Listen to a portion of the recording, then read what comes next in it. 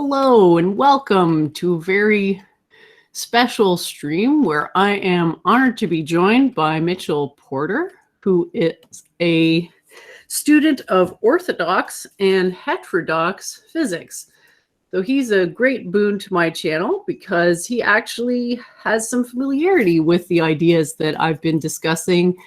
And so I'm looking forward to hearing what he thinks. Over to you, Mitchell. Would you please introduce yourself and maybe give us a bit of background of how you found this channel and what you thought about the three-dimensional periodic table?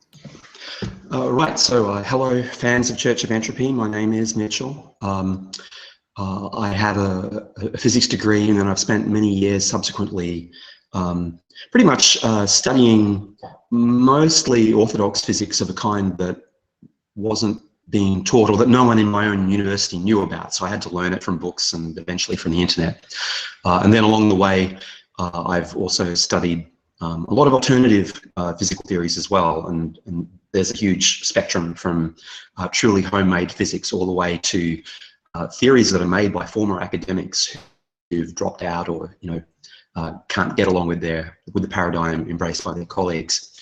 Now, I ran across this channel ultimately, what's the guy's name? Curt Doolittle. So I'm a reader of Quillette, which is a kind of middle of the road, liberal, anti-progressive, or Quillette's fairly well known. It's the intellectual dark web. It's sometimes sold as the web journal of the so-called intellectual dark web. And its editor is an Australian, or its founder, so there's a bit of Aussie pride. That's another reason why I'd be reading it. And anyway, one day in some thread there, Curt Doolittle showed up. And when I investigated him, I ran across the Claire Corr versus Jennifer Scharf debate in one of its iterations. And that might have been a month or two ago. Jennifer in particular seems to be an unusual kind of thinker. Like, she combines there's a number of things, any of which separately would make her intellectually unusual, but to have them all at once means it takes a while to digest what she's on about. And because I have some technical knowledge of physics as well as an interest in the kinds of ideas that alternative physicists cook up, I'm especially interested to try to understand the logic of her paradigm. So there's two aspects to it, as I understand it. One is the more metaphysical side, the side that leads to quantum mind ideas and even a deductive proof of reincarnation. And then there's the side which is a little more similar to academic physics, in the sense that she has an alternative explanation of the periodic table. Most academic physics is quantitative, and the periodic table is a structure of a certain size and magnitude, and she has some kind of combinatorial scheme, let me say that there is an orthodox explanation of where the periodic table comes from in terms of allowed wave functions of electrons, the atomic orbitals, and Jen has some alternative construction of it, which I believe has something to do with three-dimensionality itself, but I guess we'll come to that in time. I'll add one other thing, which is that on the quantum mind front, that's an area that I've also studied a lot specifically. I spent a year working with Stuart Hameroff, who's one of the co-authors of the Hameroff-Penrose orchestrated objective reduction theory of quantum mind, which I believe Jen's sometime collaborator or co-host David is particularly interested in. So we'll see how all these topics and others unfold.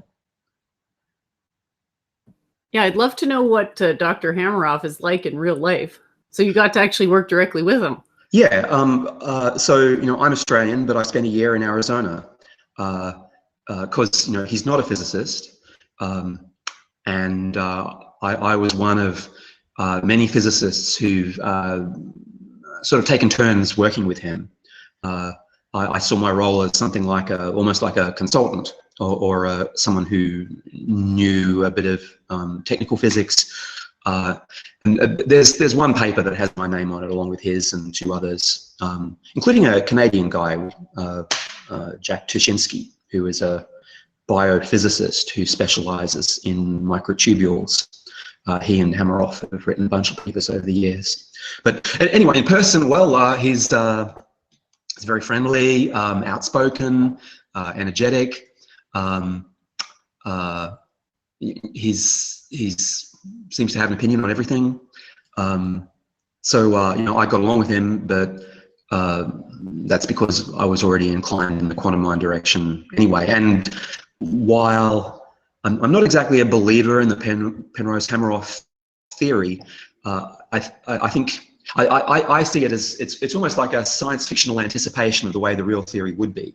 So in other words, they have something which combines actual biological structures with hypotheses about macroscopic or mesoscopic quantum phenomena occurring in those structures, and then by way of Penrose, you have a link to truly fundamental physics in Penrose's particular approach to quantum gravity.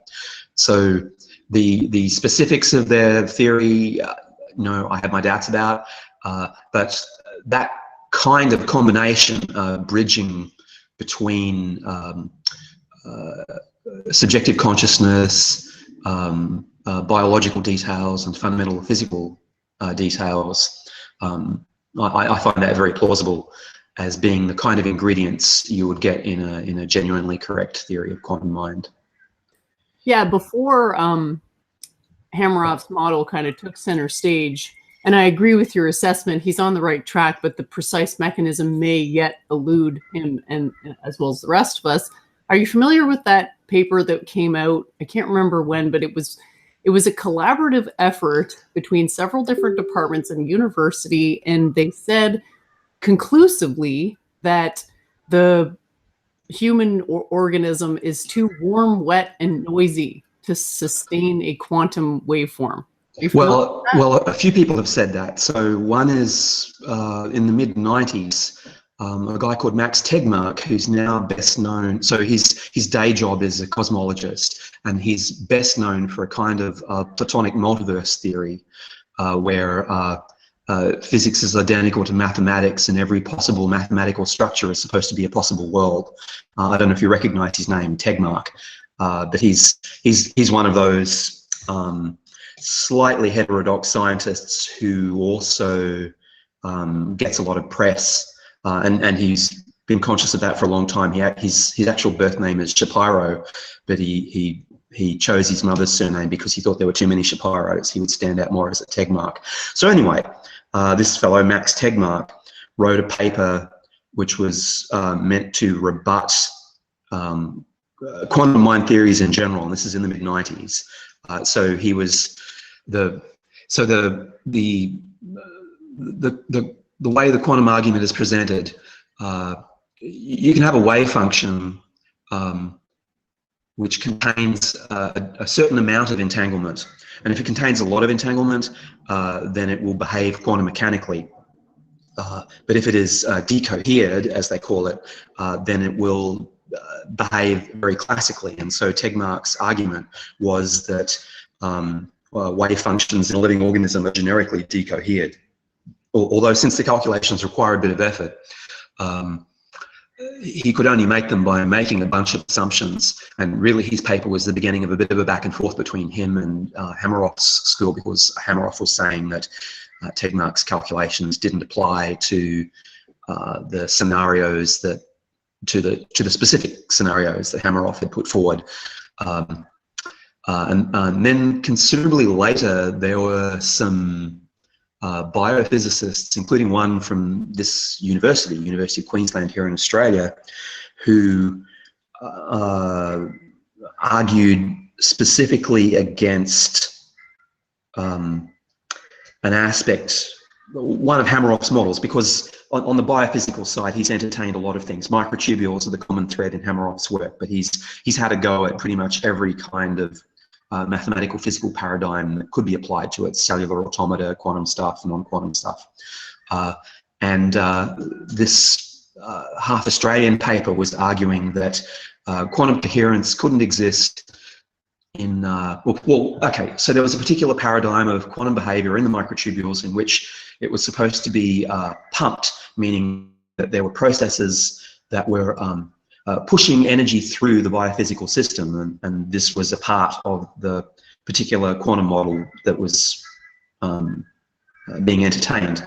And the Australian paper argued that the ATP energy molecules that would be slotting into the microtubule and then being modified would necessarily decohere or break down the collective quantum behavior that particular model had claimed. So I don't know if that's what you're thinking of. There would have been a few other papers arguing against the physical possibility of quantum coherence in biological systems over the years. But the two that come to mind are Tegmark in the mid-90s, and then this half Australian paper about ATP in the microtubule in the late zeros or early teens. Yeah, I'm just sort of trying to set the stage so that people understand the historical context. Right, yes. Sorry if that was a bit too much specific detail. No, it was perfect, because you said exactly what I was trying to get at. Like, what I'm trying to get people to appreciate just the degree of friction that this model has. Well, definitely. I mean, there's no, the closest thing to an empirically validated, well, if we back off from quantum mind and just talk about quantum biology, I think photosynthesis might be the best validated example of a quantum biological process. Not just the fact that it's photons arriving and getting absorbed by the photosynthetic complex, but there's some argument that the photosynthetic machinery, which is a complex of proteins, actually goes into a quantum superposition when the photon has been absorbed, and that there is some kind of quantum-driven speed up of the diffusion of the energy through the complex to the place where the actual synthesis of carbon bonds occurs. So the whole point of photosynthesis is that energy in a photon is used to create carbon bonds, and this is done by having the photon absorbed on one side of a macromolecule, and that energy is transported to the other side where the carbon bond will be created.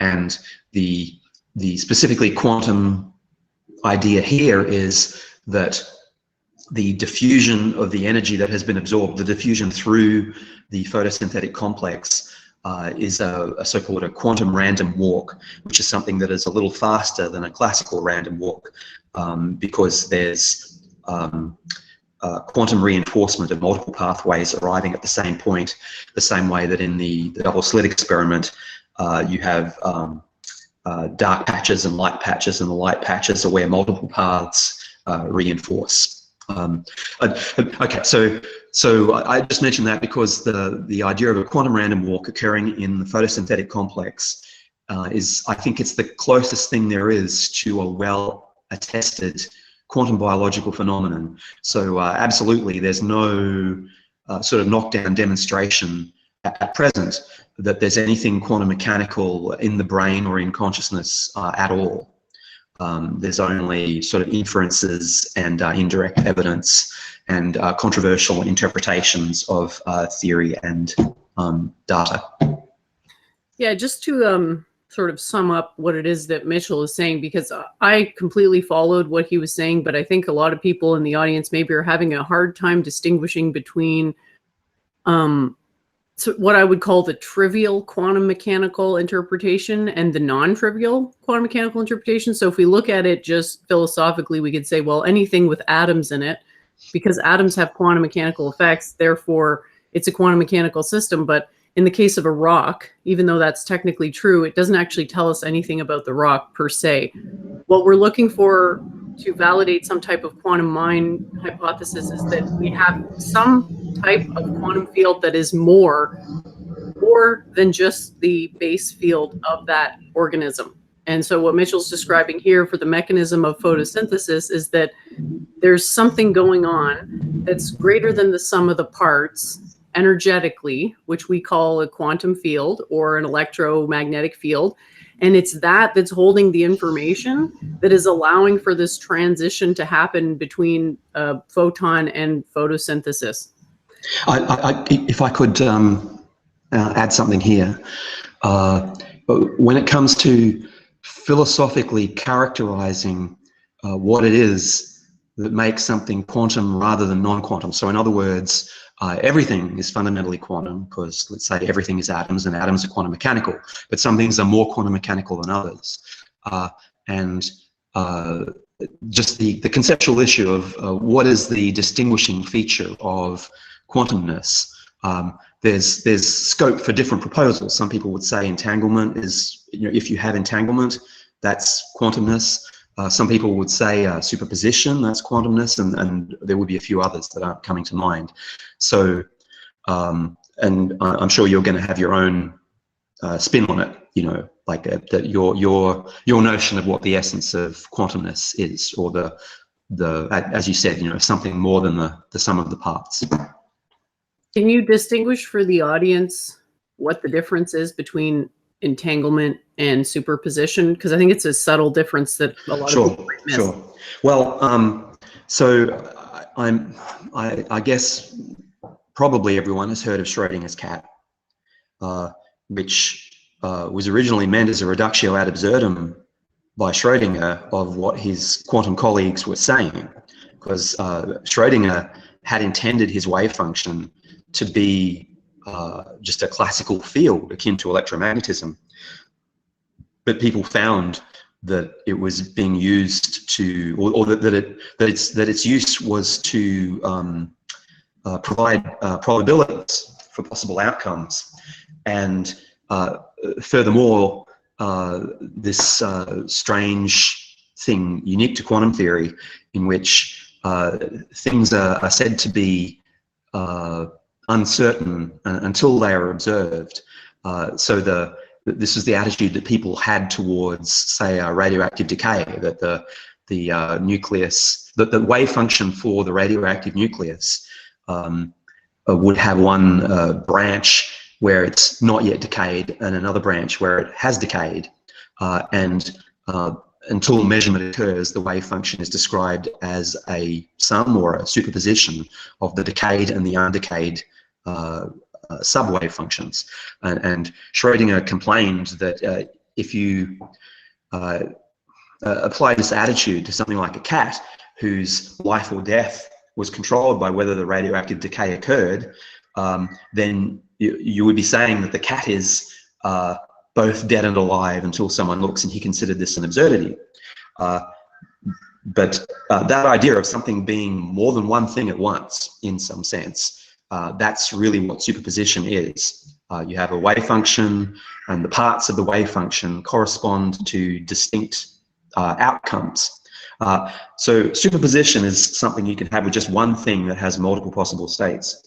And then entanglement is where you have several things, and they are in a combined superposition, and that combined superposition cannot be split up into one is in one superposition and the other is in its own superposition. This is usually discussed in terms of particles. You have correlated particles. So you may have, let's say, an atom, and its electron is in a high energy state, and it will drop to a lower energy state, and two correlated photons will be created. So if it was a single photon, it would have a single wave function. When you have two photons, there will be a single joint wave function for the two photons. And a joint wave function can be factorizable, which is no entanglement, and that means that the joint wave function amounts to the same thing as one photon has its wave function, the other photon has its own wave function. But I'll try to be a little bit specific. So let's say that a photon has two possibilities. It can be polarized in a left-handed direction or in a right-handed direction. So those are two possible quantum states, and then a superposition would be the photon is left-handed plus right-handed, and there's different weights associated to the two components. Now, two entangled photons, it might be something like both left polarized plus both right polarized. So it's a superposition involving more than one thing, and you can't pick it apart into one photon being in a distinct superposition and the other being in its own superposition. I apologize for not having a crisp and simple definition or characterization of entanglement. But superposition versus entanglement. Superposition can be one thing in multiple states. Entanglement, you have multiple things which are in multiple states and they can't be split apart. So that the multipleness or the superposition necessarily involves all of them at once. I think given the complexity of the subject matter at hand, that was actually a pretty good definition. So just to summarize, we're talking about quantum systems. For example, my model is that the mind is a quantum computer. So your individual consciousness would be one quantum system in this context. So just real quick to distinguish, superposition is within one quantum system, and entanglement is between two quantum systems. When two quantum systems can share, when information can pass between two separate quantum systems, they're said to be entangled. In other words, yeah. I mean, there's always technical nuances. I mean, entanglement is a kind of superposition, but you can have just one thing and have a superposition, but entanglement certainly requires two or more things which are connected in a way that you can't pick apart. Okay, great. So did you want to start with the unified field model, and then we can go on to how the quantum mind comes out of that, or how would you like to start? You spoke earlier of starting with axioms. I don't know if we need to dig down into axioms, since to some extent we have a common understanding. Yeah, so as I said, there's kind of the metaphysical side or the conceptual side, which I think is where you see your model of the periodic table. To some extent, it's just mathematics. I mean, correct me if I'm wrong, or at least there's a way of looking at it which is focuses on the mathematics of it. You know, there's over 100 elements, and you have a kind of a scheme of combination which accounts for them or produces them. So that's similar to ordinary quantitative physics.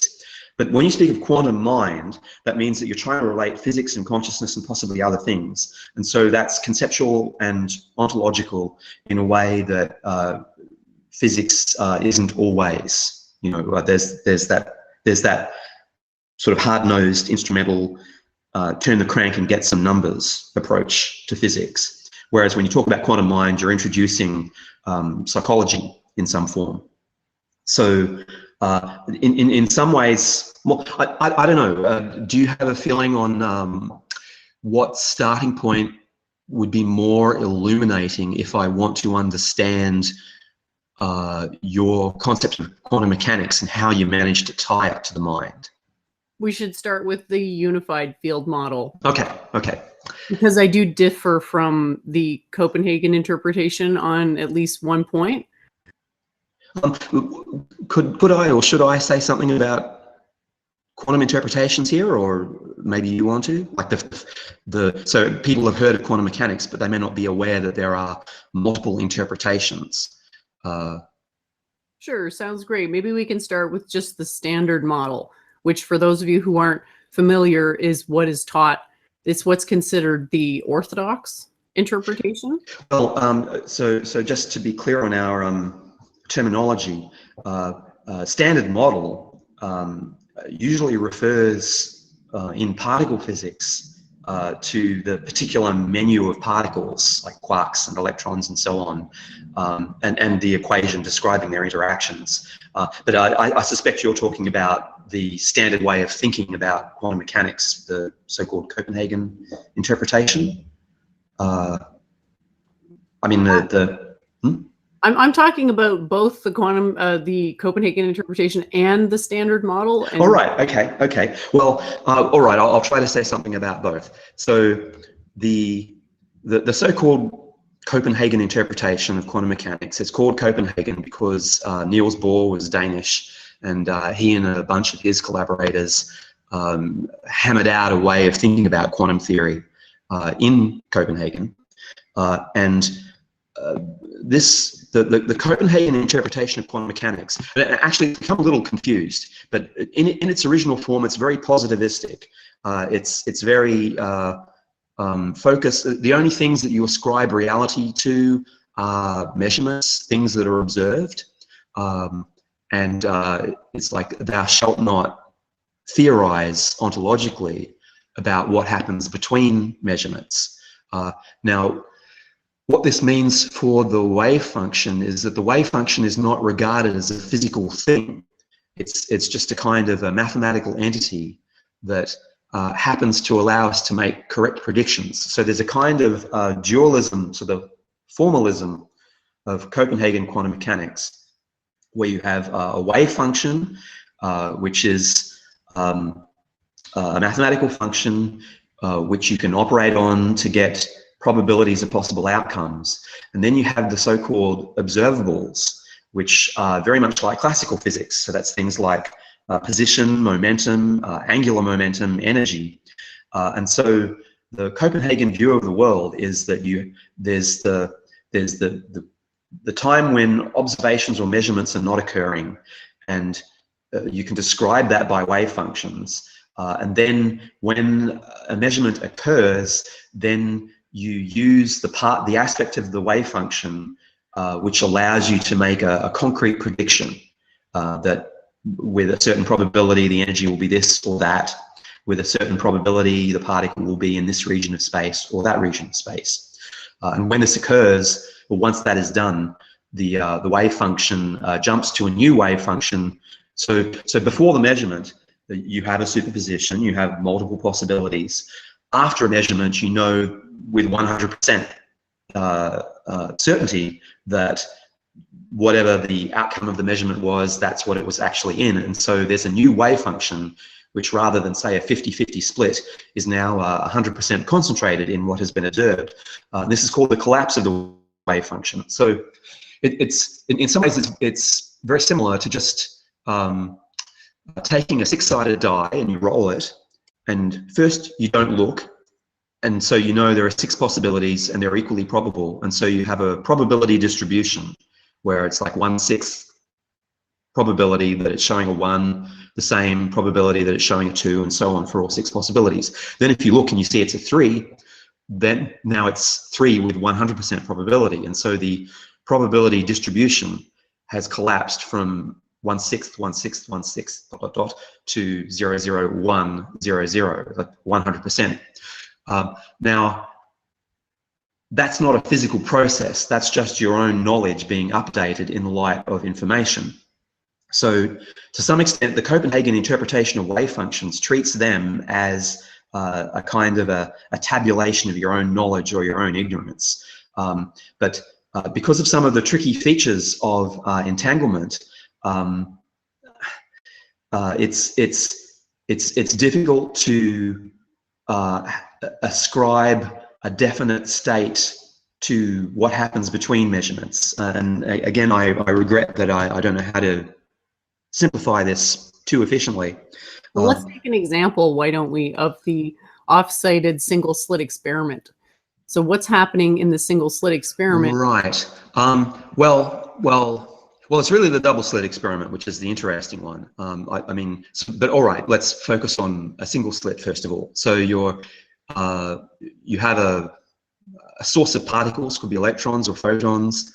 You have a barrier with a slit in it where the particles can get through, and then on the other side of that barrier, you have a screen or an array of detectors or something which can tell you where the particle arrives. So if you just start with a single slit and you're vaguely shooting particles in the direction of the slit, some of them won't get through at all. They'll collide with the barrier. Other ones will get through and they will light up the detectors at the back. Now, with the double slit experiment, It's like that, except now you have two slits rather than one. And this is where you start to get mysterious phenomena. So prior to quantum mechanics, when, let's say, light was conceived simply as a wave, it was known that you could shine a light through the two slits, and on the other side you would get alternating patches of light and dark. And this was understood as the result of so you have a single wave arriving at the two slits. On the other side, you have two smaller waves coming out from the slits. Those are the parts of the original wave that got through. And as those waves spread out, they interfere, or they add together the way that waves that are rocking up and down can add. So sometimes both of these secondary waves will be going up and they will add and you'll get a large wave. At other times, they will be pushing in different directions, and so they will cancel. And so the existence of a light zone in the detectors, that's just where the two waves are reinforcing, and the dark zones, that's where the two waves are cancelling out. But as the sensitivity of particle sources increased to the point that the particle aspect of light could be detected, the phenomenon of dark and light bands on the other side of the double slits was now being produced not in a smooth all at once fashion, but rather it was being built up dot by dot as if the light was particles that were being shot through. But the problem here is if you're just shooting bullets through, you will see. I don't know how easy this is to demonstrate, but okay, let this wall behind me be the target. So we have two slits and we're shooting, let's say, bullets through. So the bullets are arriving and they're building up a pattern, and it should just be a smooth expanse. But instead we still get regions where there are lots of particles arriving and regions where almost none of them are arriving. Now, when the particles were conceived of as waves, we could understand the regions where none of them arrive because the waves are cancelling out. There's a wave going through one slit, there's a wave going through the other slit, and they happen to be out of phase when they arrive at the dark zone together. But if this pattern of impacts has been built up one hit at a time, it's as if the dark zone is a place where there are two ways for the particle to arrive, but they cancel each other out. Now, this is something that makes no sense. Normally, when there are two ways for something to happen, it is more likely to happen, and that's what's going on in the light zones. But in the dark zone, we have two ways that the particle can arrive in the dark zone, and they cancel out. And the reason this is even possible is because quantum mechanics doesn't just use ordinary probabilities, which are numbers between 0 and 1, whereas 0 means something has no probability of occurring and 1 means that it will definitely occur.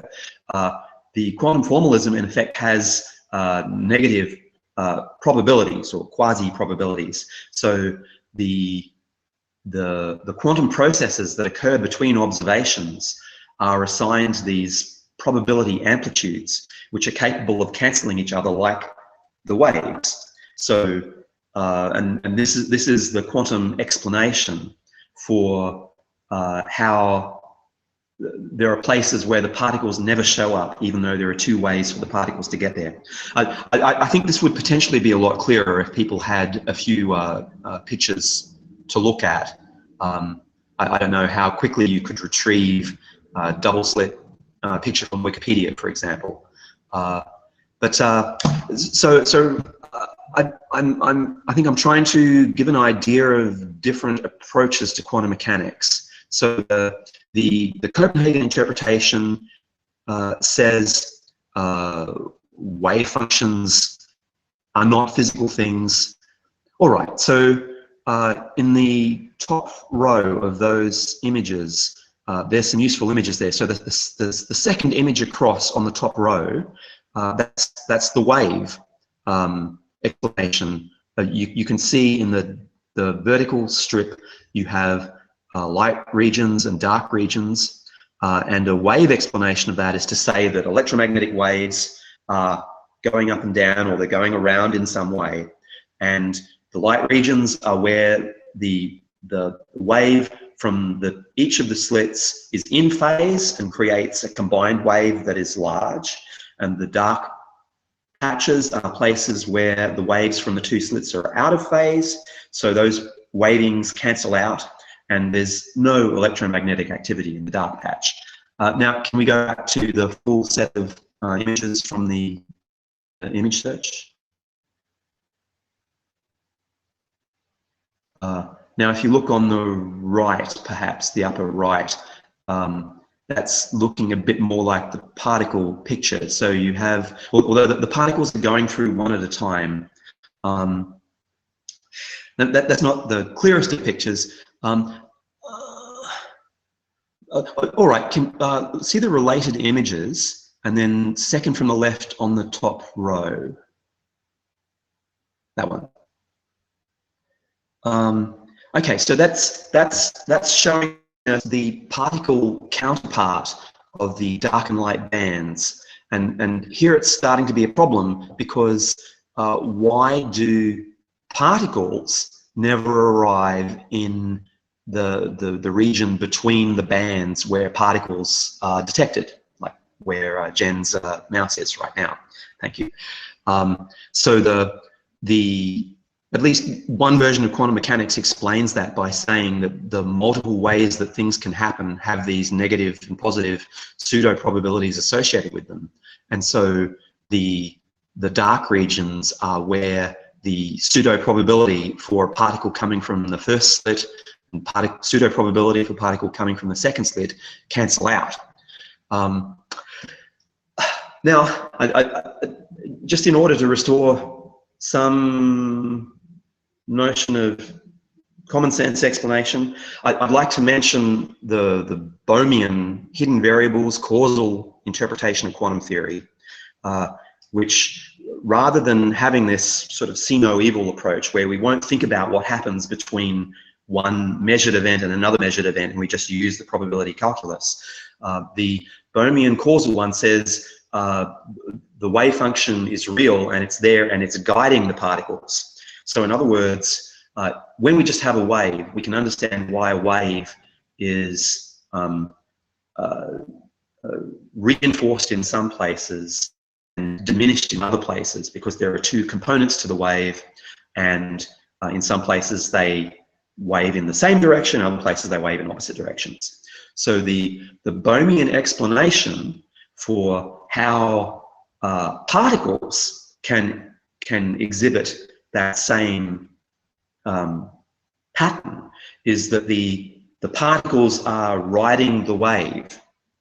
So the particles never show up in the dark bands precisely because the particles are always riding the wave and they go where the wave is greater than zero. The dark patches are where the wave is zero or close to zero, and so they very rarely show up there. The Broglie-Bohm approach, or the pilot wave approach, it was David Bohm who was really did the most work on getting that to work. But the Bohmian approach is closest to common sense when you're still only talking about one particle, because the wave that guides a particle is a wave in three-dimensional space.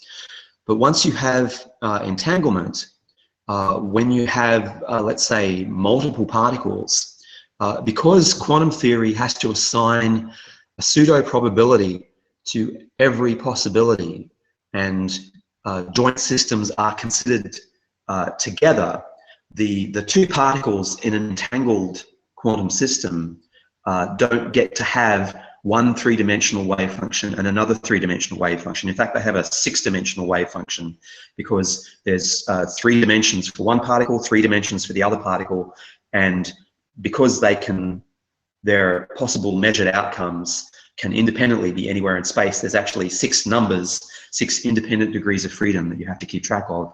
So the pilot wave for 2 particles is a 6-dimensional wave that doesn't fit neatly into 3-dimensional space.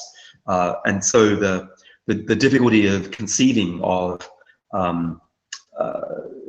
6-dimensional or 9-dimensional or infinite dimensional waves as something real has given Copenhaganists a reason to say, well, you know, let's just stick to our positivistic, instrumentalist, observation-only way of thinking about things. But Bohm, on the other hand, he constructed his slight extension of quantum theory, which showed that if you treat the wave function as a real thing, then it can be, and then you have an equation which says the particle is being guided by the wave. That does give you an objective picture that gives you the same predictions as quantum mechanics up to a point. And Bohm considered that a starting point for a more advanced physics that would be holistic and non-local, but this more advanced physics has never quite been developed. Can I tell you how I predict the slit experiment? Sure. So this might help shed a little light into my, quote, metaphysics. And for those of you who are unfamiliar with what metaphysics is basically talking more about the philosophy and structure of physics. So it's focusing a little bit more on the axioms and how exactly we visualize things, like how do we understand things. So what Mitchell has done here is show us a couple of different ways that people have sought to understand these experiments. So basically they had I'm just going to use the electron experiment because the light being a boson instead of a fermion is a little bit of a different question. But if we just keep it to electrons for now, what they did essentially, just to give people a historical background, is they built an experimental setup where they were able to release essentially 1 electron at a time. So in the absence of a slit, if you have a little, we call it electron gun or whatever, that's emitting 1 electron at a time with no slit, all those electrons are registered at the same place on the screen. And that place is called the geodesic between the emitter and the screen, which is the shortest distance between the two. So with no slit, it's not very exciting. It basically does exactly what you would expect for it to do, whether it were a wave or a particle. It just leaves the gun, moves presumably through space, and then is registered on the screen at one unique location. Now, what they observed when they put a slit, which was very tiny, in the path of this electron, that what you get is, over time, when you release several, like many electrons, what you get is a pattern. It looks like I guess you could call it a diffraction pattern. Like in the center, there's a lot of electrons, and then there's an area where there's almost none. So this is what Mitchell was talking about, where the waveform is canceling itself out. And then there's lighter spots. So it's called bands, basically. So what they did based on that outcome is they tried to think back and say, well, how could we predict this outcome with a model? And that's where ideas like the pilot wave function, and all those other things come into the picture. So the way my model understands this is that the electron has, when it leaves the gun, it has a velocity, because if it didn't have a velocity, it wouldn't be able to travel towards the screen. It has a velocity, but within its actual waveform, and my system has no particles. So we never have to consider particles. We're always looking at waveforms. We also insist that there's nothing past the measurement limits. So 3 + 1 is all you can really use. So this idea of 6 and 9 and infinite dimensions cannot be used in my model. So the way I look at it is the electron has a superposition of momenta. So this can be understood through the idea that the quantums, I'm trying to remember exactly what they call it, like the different angular momenta, right? How there's several different possible angular momenta. Well, there's linear momenta and then there's angular momenta. So linear momenta is like mass times velocity moving in a line, whereas the angular momentum is spin. And of course, something can have both in the sense that it can be moving forward and also spinning at the same time. So I'm not sure which whether you're talking about the rotational angular momentum or the linear moving ahead in space momentum. I'm just looking at the momentum as the total momentum. So let's just say there is some total momentum because it's a quantum system. It's in a superposition of states.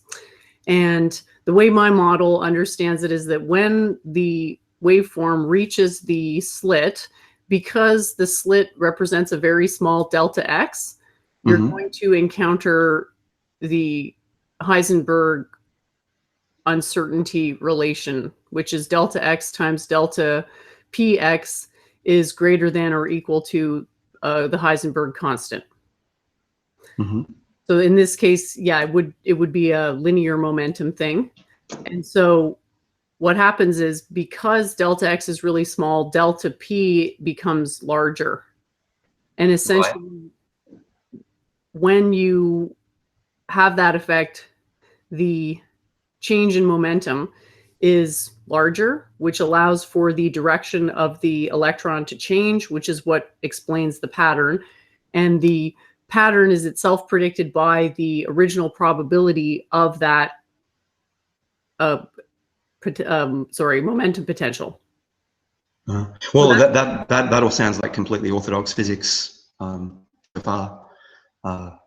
I've tried to actually keep my model as orthodox as possible. So I think there have been a lot of really good developments, especially this Copenhagen interpretation, because it does offer positive axioms. I think there's a lot in physics, so I'm not looking to throw the baby out with the bathwater. I'm just trying to simplify it down to a point where it's actually feasible to conceive of a unified field model, if such a thing is possible. So with that, the way it would basically work with multiple slits is that you would have basically the same effect, and the possibility that once the waveform was reduced at the slit, that these reduced waveforms could then additionally interfere and create sort of a different pattern on the screen. Okay. Because, like, the idea is that the electron may be passing through both slits and interfering with its own potential form. Well, since you have stipulated that it's all waves and no particles, then I mean, sure, the phenomenon of waves adding constructively or destructively you've got it, since you're using waves rather than particles.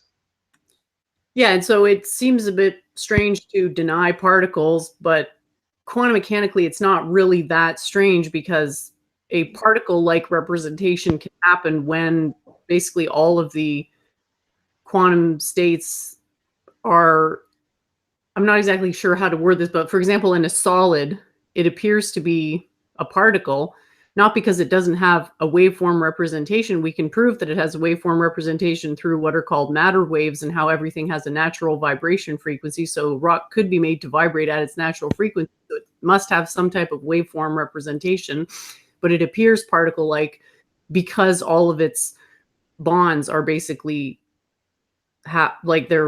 it's basically in a maximum entropy state. All of its bonds are solid, not solid, but it's, I'm having trouble explaining exactly what it is I'm trying to say, because it relates back to the measurement limit, and I know people aren't exactly familiar with that. Well, I don't know if this is your thought, but I would have said that the way to make a wave like a particle is just to have the wave all concentrated around one region, so that you know, you can say, yes, things are fundamentally waves, but if the wave is all bunched together, then it looks a lot like a particle, in the sense of being an entity with a small spatial extent.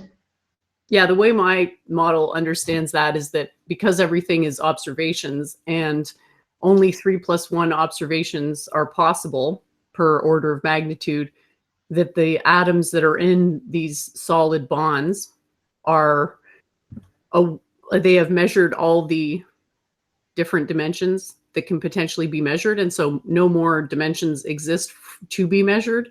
And therefore it is in a stable state. That's how you would explain a solid. So the reality, the underlying reality is that there are no true solids. There are only things which are in such quantum arrays that they have no more. Essentially, it's kind of like the degrees of freedom of quantum mechanics. Of thermodynamics. There's no more dimensions for the system to measure because all of the dimensions have been measured via these chemical bonds. At some point, will you? Well, we may need to discuss what a measurement is or what a measurement could be. A waveform, because it's a waveform reduction. A waveform reduction, all right. And this is in keeping with the Copenhagen interpretation. And this is actually the part of the theory that people have the hardest time understanding, I think, is, and even physicists have a hard time with this, is that there's no separation between waveform reduction and observation. Right. Well, can I make a remark here about two different readings of the Copenhagen interpretation? I gave the example of when you roll a six-sided die and it has come up, but you haven't looked to see what face is on top. So before you look, you have an equal probability of all the outcomes. After you look, you know which one it is. And that's a kind of a collapse of a probability distribution, but it's purely, well, it's what they call epistemic or epistemological. It's a change in your state of knowledge. So I believe the original sense of the Copenhagen interpretation was that wave function reduction is purely a matter of an observer gaining knowledge. But in later years, people began to speak about waves again as physical things. And so the reduction of the wave became a physical process and not just a change in an observer's state of knowledge. And so a kind of a second interpretation of the Copenhagen interpretation came about, which said that the act of observation or the act of measurement produced a physical change because a wave function is now a physical thing and not a kind of statement of ignorance. Do you understand what I mean? So these two readings of the Copenhagen interpretation differ according to whether you say a wave function is a physical thing like a field, or it's just a bit of mathematics which mysteriously manages to help us make correct predictions. A lot of the semi-popular puzzlement and debate around quantum theory as to is the mind of the observer responsible for wave function reduction? That's a kind of physical or even paranormal process that occurs. Depends on the second approach to the Copenhagen theory. Now, I'm sorry if that's interrupted your exposition. No, it hasn't at all. You're bringing up some very good points here. I think the question is, using your die example, when you roll the die and you know that it's localized to one of its possible eigenstates, at what point does it become localized? Is it localized before you look at it, or is it only localized when you look at it? Right. And this is an important distinction, because in my model, you don't need to look at it for it to be localized. It's already in the eigenstate, whether you look at it or not. And you observing it as the scientist in the lab doesn't constitute a quantum mechanical observation in the same sense that it would at the slit. So in my model, what we're saying is that it never actually goes, this idea that these waveforms are being reduced or fully collapsed into particle representations, that's not in my theory. All my theory is saying is that it's always wave-like, but sometimes the wave can become a reduced version of what it was before. And this happens when some measurement, which is the interference at the slit, happens. And this is not something that is dependent on a human being there to observe it, except that the human is the one that actually set the experiment up. Okay, well, I'm sure if there are any hard-nosed physicists in the audience, you will win brownie points with them by saying that the waveform reduction isn't due to a human observer, but it's some other kind of physical process. Now, in the jargon of approaches to quantum theory, what you're talking about, I believe, is called objective reduction. In other words, the reduction occurs, well, the reduction doesn't require a human observer to be poking around for it to happen. And when you say that the waveform never fully becomes a particle, that made me think of something you might want to look up one day called continuous spontaneous localization. That's not completely the same thing, but there are kinds of objective reduction theory in which the reductions don't go all the way to a point-like entity, but they do remain a little bit fuzzy. The wave is concentrated, but it's not completely shrunk to a point. I'm trying to build bridges between what you say and some of what is already in the literature. And incidentally, speaking of objective reduction, the name that Penrose and Hameroff gave just to the quantum mechanical part of their theory is orchestrated objective reduction. So their theory is also a kind of objective reduction theory, but I dare say the details are going to be different from yours because according to Penrose, at least, he thinks that microscopic gravity is the cause of objective reduction. That's kind of silly, because that sort of implies that the quantum mind can't reduce itself, where clearly, I mean, to me at least, it can. It has the capacity to reduce itself, and that's what we experience as thinking. So this, well, you have to invoke gravity, I think, sort of betrays a bit of a lack of understanding of just how much stronger the electromagnetic interaction is on that scale than the gravity one.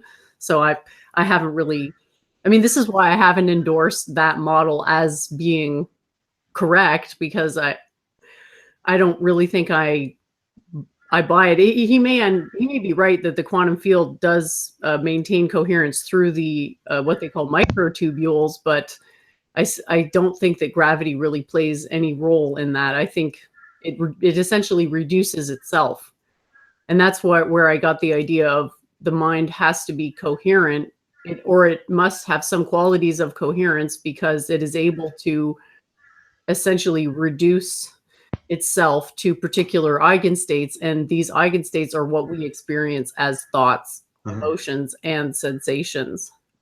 So that's why it's a bit complicated, because technically, I guess I should have said that it was microstates, but in the microstate interpretation, the microstates don't really talk to each other. They're visualized as being different states that exist with respective probabilities, whereas in my model, see, because it's tough, because I'm trying to be as like faithful to the Copenhagen interpretation as possible, so that people will accept the model. So one of the attributes of the Copenhagen interpretation is that there's nothing outside the waveform. There are no hidden variables, right? So it's a bit tough, because I have to basically model the consciousness as just being one thing, but then the consciousness is obviously able to interact with itself, because if it couldn't, we wouldn't be able to think. And so that's where I got the necessity of coherence, so that this may just end up being something that we have to kind of change how we look at these different things, because yeah, as it stands right now, the microstates can't interfere with each other. And so it's a bit tricky, because I think on some level, the Copenhagen people didn't really understand quantum mechanics, because they used something called the correspondence principle, which is basically that quantum mechanical systems, when n tends to a very large number, must converge to the classical limit. And I don't buy that. That's basically the part of the Copenhagen interpretation that I disagree with, because I believe that quantum mechanical systems can manifest on any scale of magnification. For example, the sun, being mostly electromagnetic phenomenon, has to have quantum representation, because electromagnetics is quantum mechanics.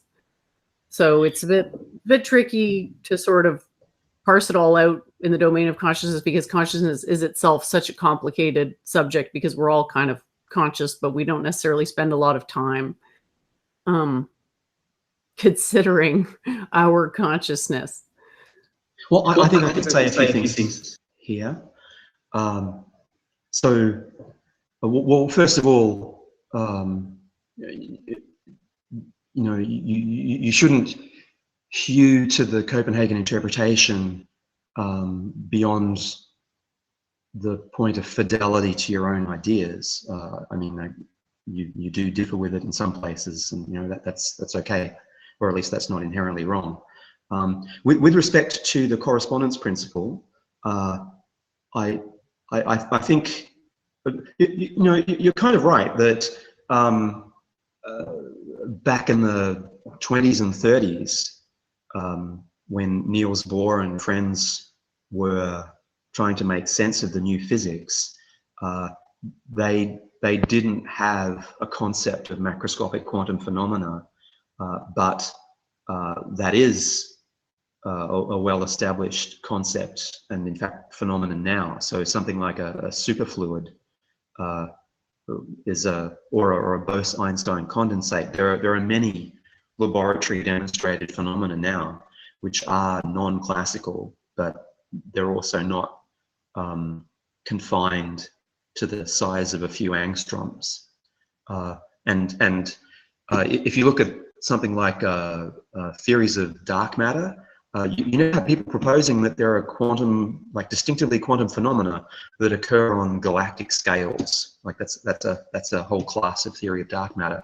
Says that there's some kind of quantum condensate or quantum coherence, which is responsible for the systematic deviation of stellar motion in galaxies from the purely Newtonian prediction.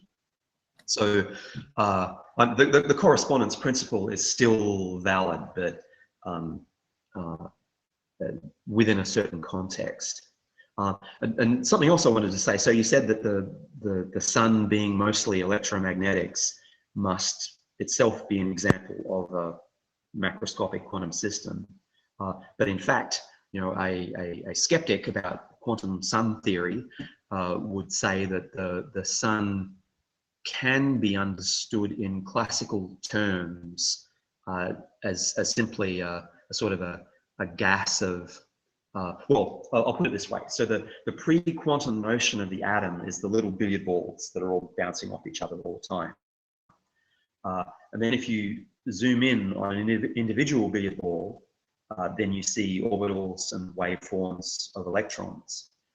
And when you have two of them collide, the waveforms may interact. But a non-quantum theory of the sun would say that the quantum thing only occurs when two of them collide, but otherwise it's just billiard balls. Now, personally, I'm open to the possibility that there are macroscopic quantum phenomena like entanglement, like coherence, that occur in solar physics, although since we talked about decoherence and quantum mind skeptics before, so decoherence is a quantum way of saying when a quantum system isn't very quantum in its behavior. So it's something that's distinct from the correspondence principle, though it's a little bit related. That systems with a lot of parts will tend to lose their coherence and their quantum unity, and they will behave as if they are just a bunch of disconnected things. They may still have a little bit of entanglement, but if the entanglement is very minute, then for all practical purposes, they behave as if they're a multitude of things rather than one thing. And in the same way that the quantum mind skeptics were saying that living matter being at room temperature is too hot for quantum coherence to survive, then a skeptic about quantum astronomy would say that the sun is even hotter. So there's all this activity which is constantly breaking down the quantum correlations and reducing the entanglement of what's in the sun to a negligible amount. Anyway, that's what I wanted to say on that. Yeah, and just point. to come back to this philosophical divergence between quantum and classical mechanics, is essentially quantum reduces to a bunch of spherical fields. And we can predict that because spheres are the maximum entropy state in our universe, and there's plenty of evidence for that. I'm assuming you don't disagree with this idea that the sphere is, in some sense, the maximum entropy state because it has no net torque about the center of mass. I think this is one of your heterodox principles. I mean, obviously it has some connection to known concepts, but I think you're doing something with it which is not immediately comprehensible to me.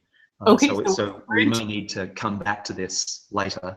We're into my heterodox, the heterodox aspects of my theory now. So I don't think I diverge from the mainstream when I assert that the electron waveform is spherical before it's observed.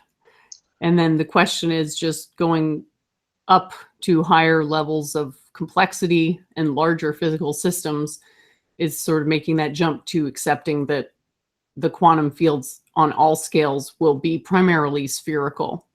And I've pulled up a little image here. Yes, what is that image? It looks like, I don't know, like something from a bloodstream. It's the sun. It's a quantum of energy leaving the sun. So I see a kind of a red disk, and then there are filaments stretching above it, and then there's this dark patch. But can you explain, like, is the sun in the upper part of the picture? Is it the yellow part? Yep, that's the surface of it, and it's always creating energy.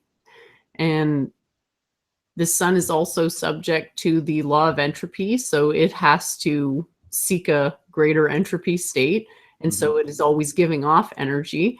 And sometimes it gives off large amounts of energy, large quanta of energy. And we can see here is what we see here is a spherical discharge of a quantum of energy from the sun, because you can think of it as this sort of boiling over. Mm-hmm. So when people try to say, oh yeah, we can totally model this with classical mechanics, I think, well, it looks pretty quantum mechanical to me, because what quantum mechanics is fundamentally is looking at things, systems, as quanta, as indivisible entities. And this thing that's being released from the sun appears to be indivisible, at least at the instant that it departs. It's not a bunch of different waves leaving the sun together. It's one contiguous entity leaving all at once. Well, it's certainly an intriguing and curious structure.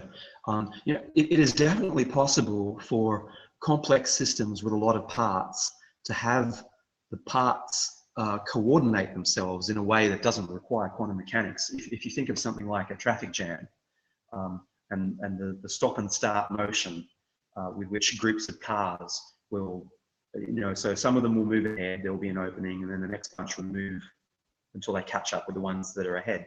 So that's one version of the non-quantum way to get a kind of a pseudo unity. You still have a bunch of little parts, but because of how things have come together, they're all moving together for a while. So I think your non-quantum solar theorist is going to look at that bubble and say, whatever it is, that it's a bunch of ions which for some reason have all been forced together, like a little homogeneous patch of ions surrounded by a more heterogeneous environment. I think that's certainly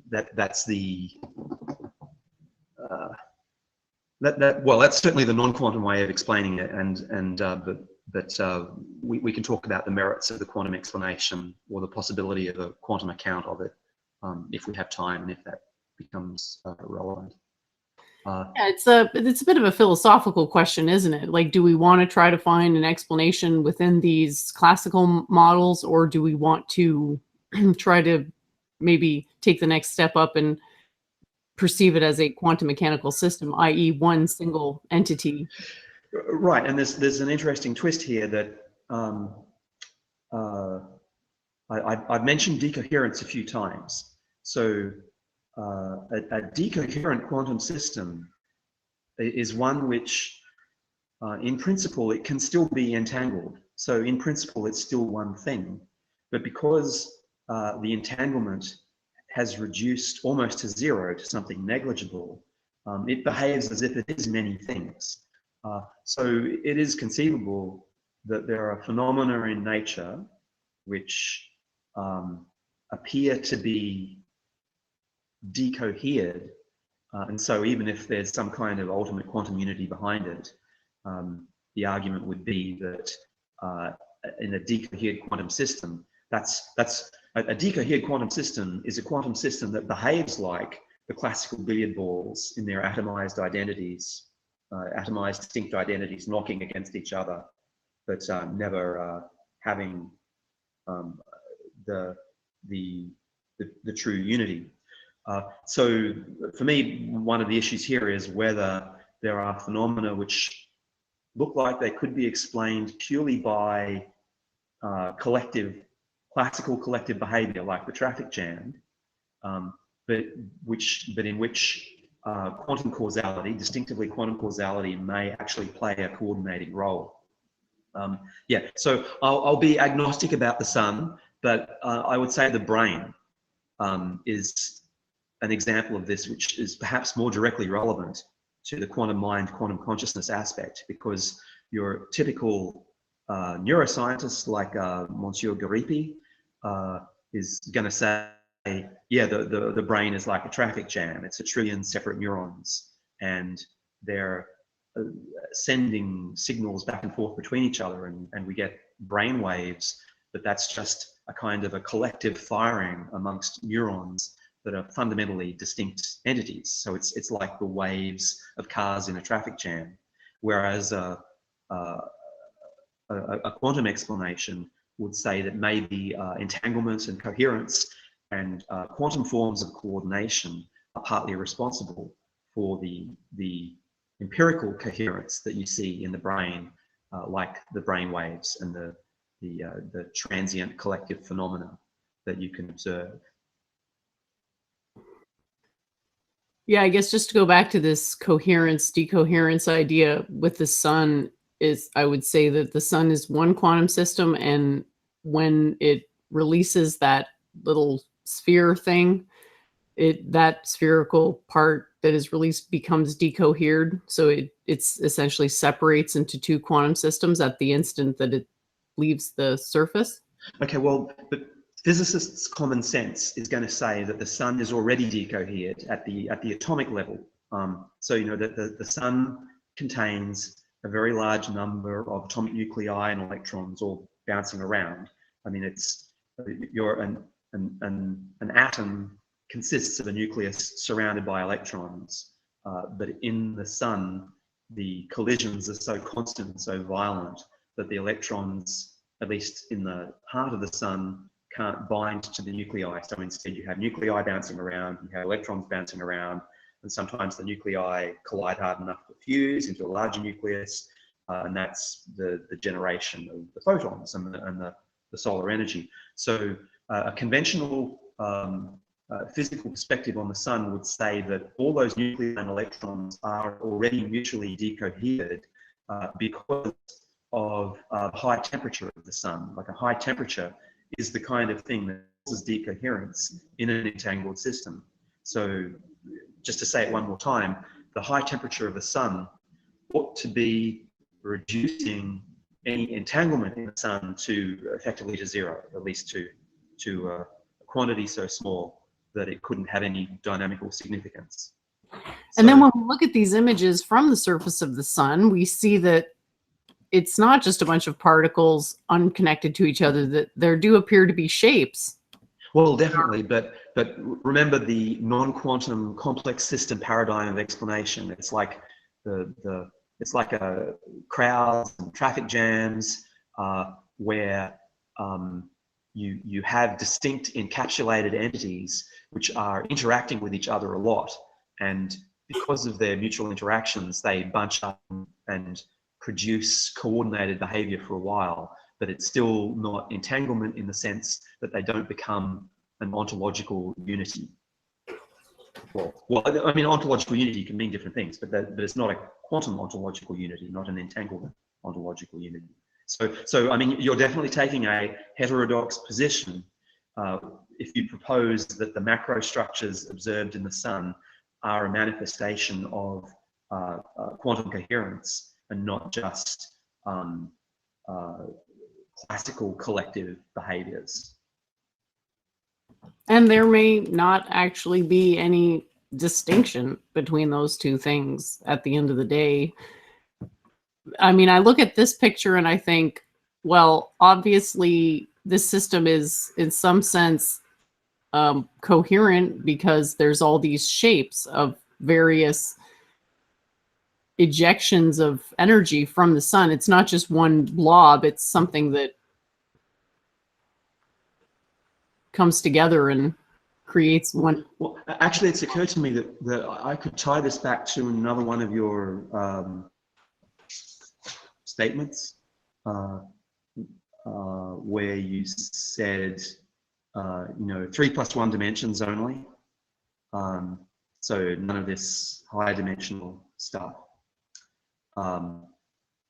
And that actually seems to be inconsistent with the usual notion of entanglement, because the meaning of entanglement is that you have a combined wave function for several entities at once, which cannot be separated into an individual wave function for each of the parts.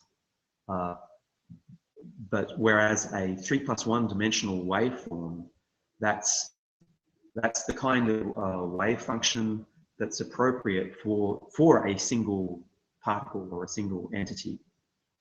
So it's unclear to me where entanglement would actually arise within your system. I mean, there's all kinds of workarounds that might save the notion of entanglement or produce kind of a de facto entanglement. But it would kind of depend on the nuts and bolts of how, or on the specifics of how you think waveforms interact. And incidentally, another thing, there's a phrase that you use, the measurement limit, which you associate with this 3+1 dimensionality. That's one of the things I don't understand in what you say. So we don't have to deal with it right now, but we should deal with it eventually. Sure. Well, I'll just show the sun another image here that I think makes the quantum nature very clear is this section right here. I mean, this is very, to me, this is obviously just one system. Like all of this is all created by the same thing, this overall shape here. You know what I mean? Sure, and I mean, it looks like you can literally see lines of electromagnetic flux that those things, it sort of resembles a magnetic field. It probably is a magnetic, and then it's glowing because there's all kinds of atoms in there bonding with electrons and then losing those electrons and emitting photons when they lose the electrons. But okay, so you're showing us the 3D periodic table. Yeah, so what is the measurement limit? It is basically this idea that for every order of magnitude, there's 3+1 possible measurements. And the way we understand that on this scale is that we have 3 independent physical dimensions and 1 time dimension. But that's just a question of scale. And if we go down to the micro scale, space and time are no longer independent to the same degree. They become entangled. And so what that means is that when you get the hydrogen atom, it's starting to pervade a 3+1 dimensional universe, but it itself doesn't have any one of those physical dimensions manifested. So it's manifesting as a spherical field that is within a three-dimensional physical universe, but doesn't actually fill up the entire potential for all the microstates. And then as you go up the periodic table, more and more of that saturation happens. for and then you finally get to the complete model, which is the 118, where there's like a full-on saturation of what could be argued to be 3+1 measurement limit, but this is manifesting differently on the micro scale because space and time are entangled. So you have a little bit of space-time for hydrogen, and then you're just getting increasingly more and more and more space-time as you go, and you're getting more elements because of the fact that the dimensions they're pervaded at the same time, because we don't have any way of distinguishing dimensions on the quantum scale, because length doesn't actually exist until you get to bigger scales. So that's basically what the idea is. And it's also coming back to this idea of measurement. Like, what's happening in the quantum periodic table is that space-time, which is undifferentiated, then becomes differentiated and measures the region in which it exists. And as it's measuring it, it sort of reaches the limit of how many measurements can happen.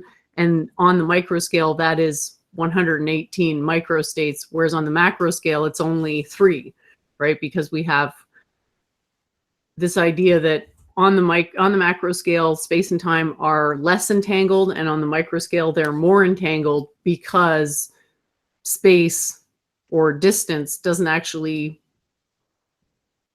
it's not that it doesn't exist, it's just that it's not measurable on that scale because of the Heisenberg uncertainty principle. So that's basically what the measurement limit is saying. So that's the smallest, the periodic table is the smallest, and then there's, for every, basically you take that volume and then you increase it by a factor of 1,000. So you increase the length of the cube that can encompass the periodic table. You increase each of those lengths to 10 times their original length, which yields to 1,000% increase in volume. Mm-hmm. The question is, how many times do you need to increase that volume by 1,000% before you get to our scale? And then you can ask how many times you have to increase that before you get to the universal scale, which I've estimated as being the largest interstellar distance. And the answer that you get is 14. You have to go up 14 times to go from the periodic table to the universal scale. And so what that allows for is various harmonics to occur on different scales of magnification. And that's why we get results like the mind can generate objects up to 11 dimensions in complexity. And you might ask yourself naively, well, if we're in a 3+1 dimensional universe, how are we getting 11 dimensional entities coming out of the mind? And the answer is that it's not violating the 3+1 measurement limit, because the 3+1 measurement limit occurs on every scale of magnification. And the periodic table is kind of meant to be a proof of that, because clearly the measurement limit on our scale is not the same as the measurement limit on the periodic table scale, because we're getting 118 versus 3 microstates, right? So it allows for information to be stacked on a volumetric scale, and therefore you have a quantum system with 11 dimensions of energetic complexity, which is the mind, and it is able to make measurements on itself. So it could be said to be a collection of various quantum systems that become entangled at times, and that's how we observe thoughts. And then if you want to take that collection of different quantum projections that together make the unified whole, you can say that that's the quantum mind.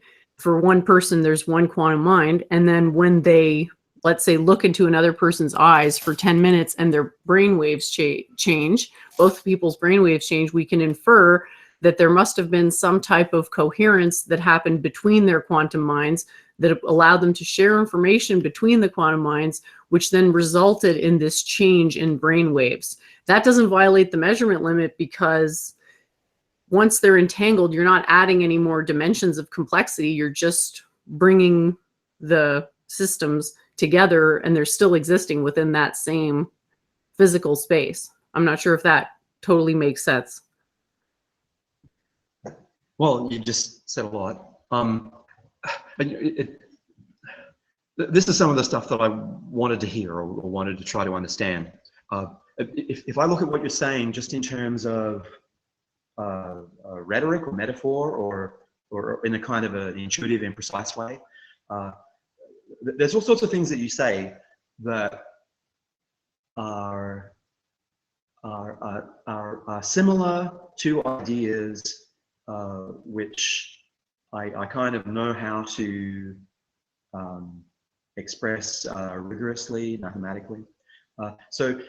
Even some of the stuff that may sound strangest to the layperson, like the idea that at the hydrogen atom scale, space and time themselves are kind of secondary.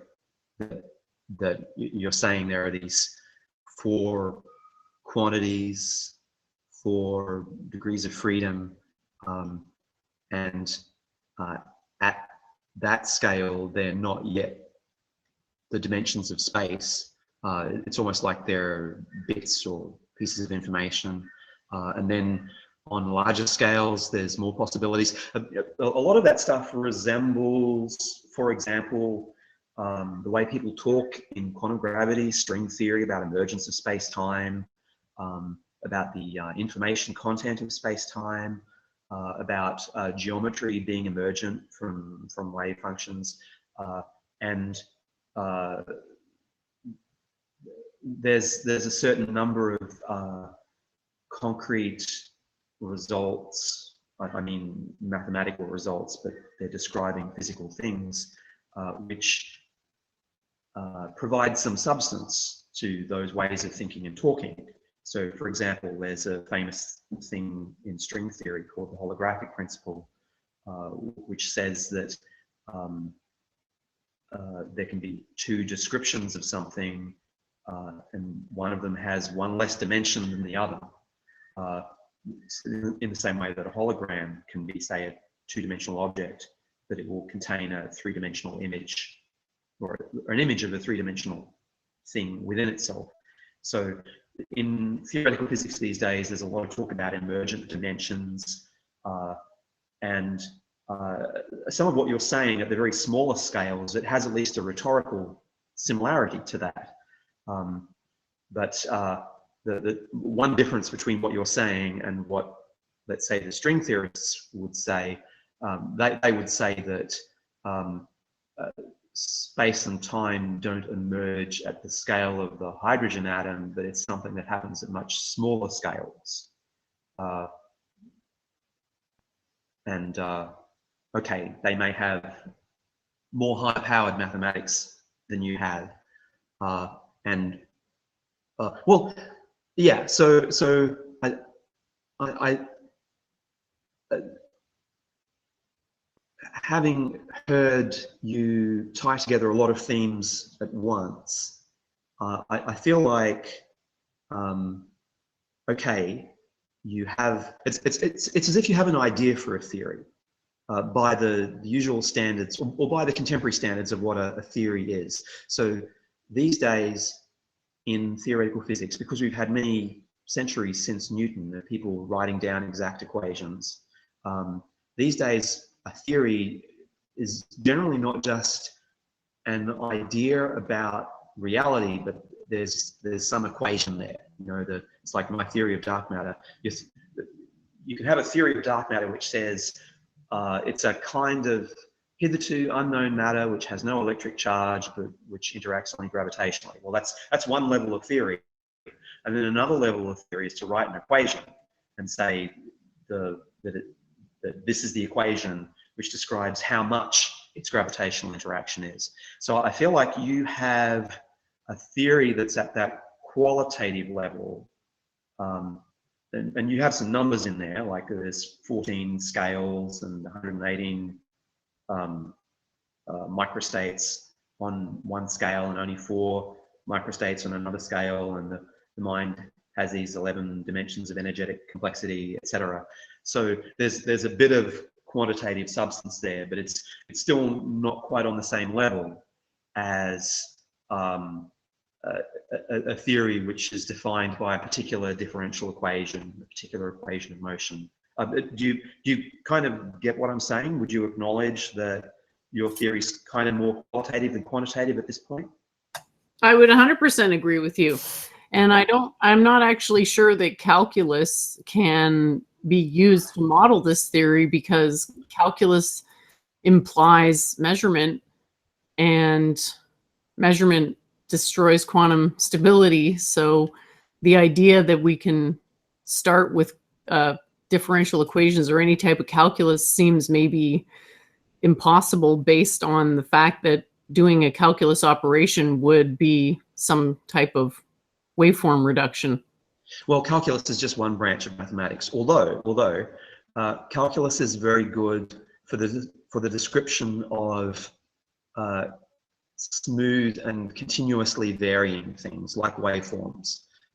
So long as your waveforms are in space, then there's probably a calculus way of describing them. And maybe the difficulty here is, the way I understand it, is that it's the waveforms themselves that are performing the measurements on each other.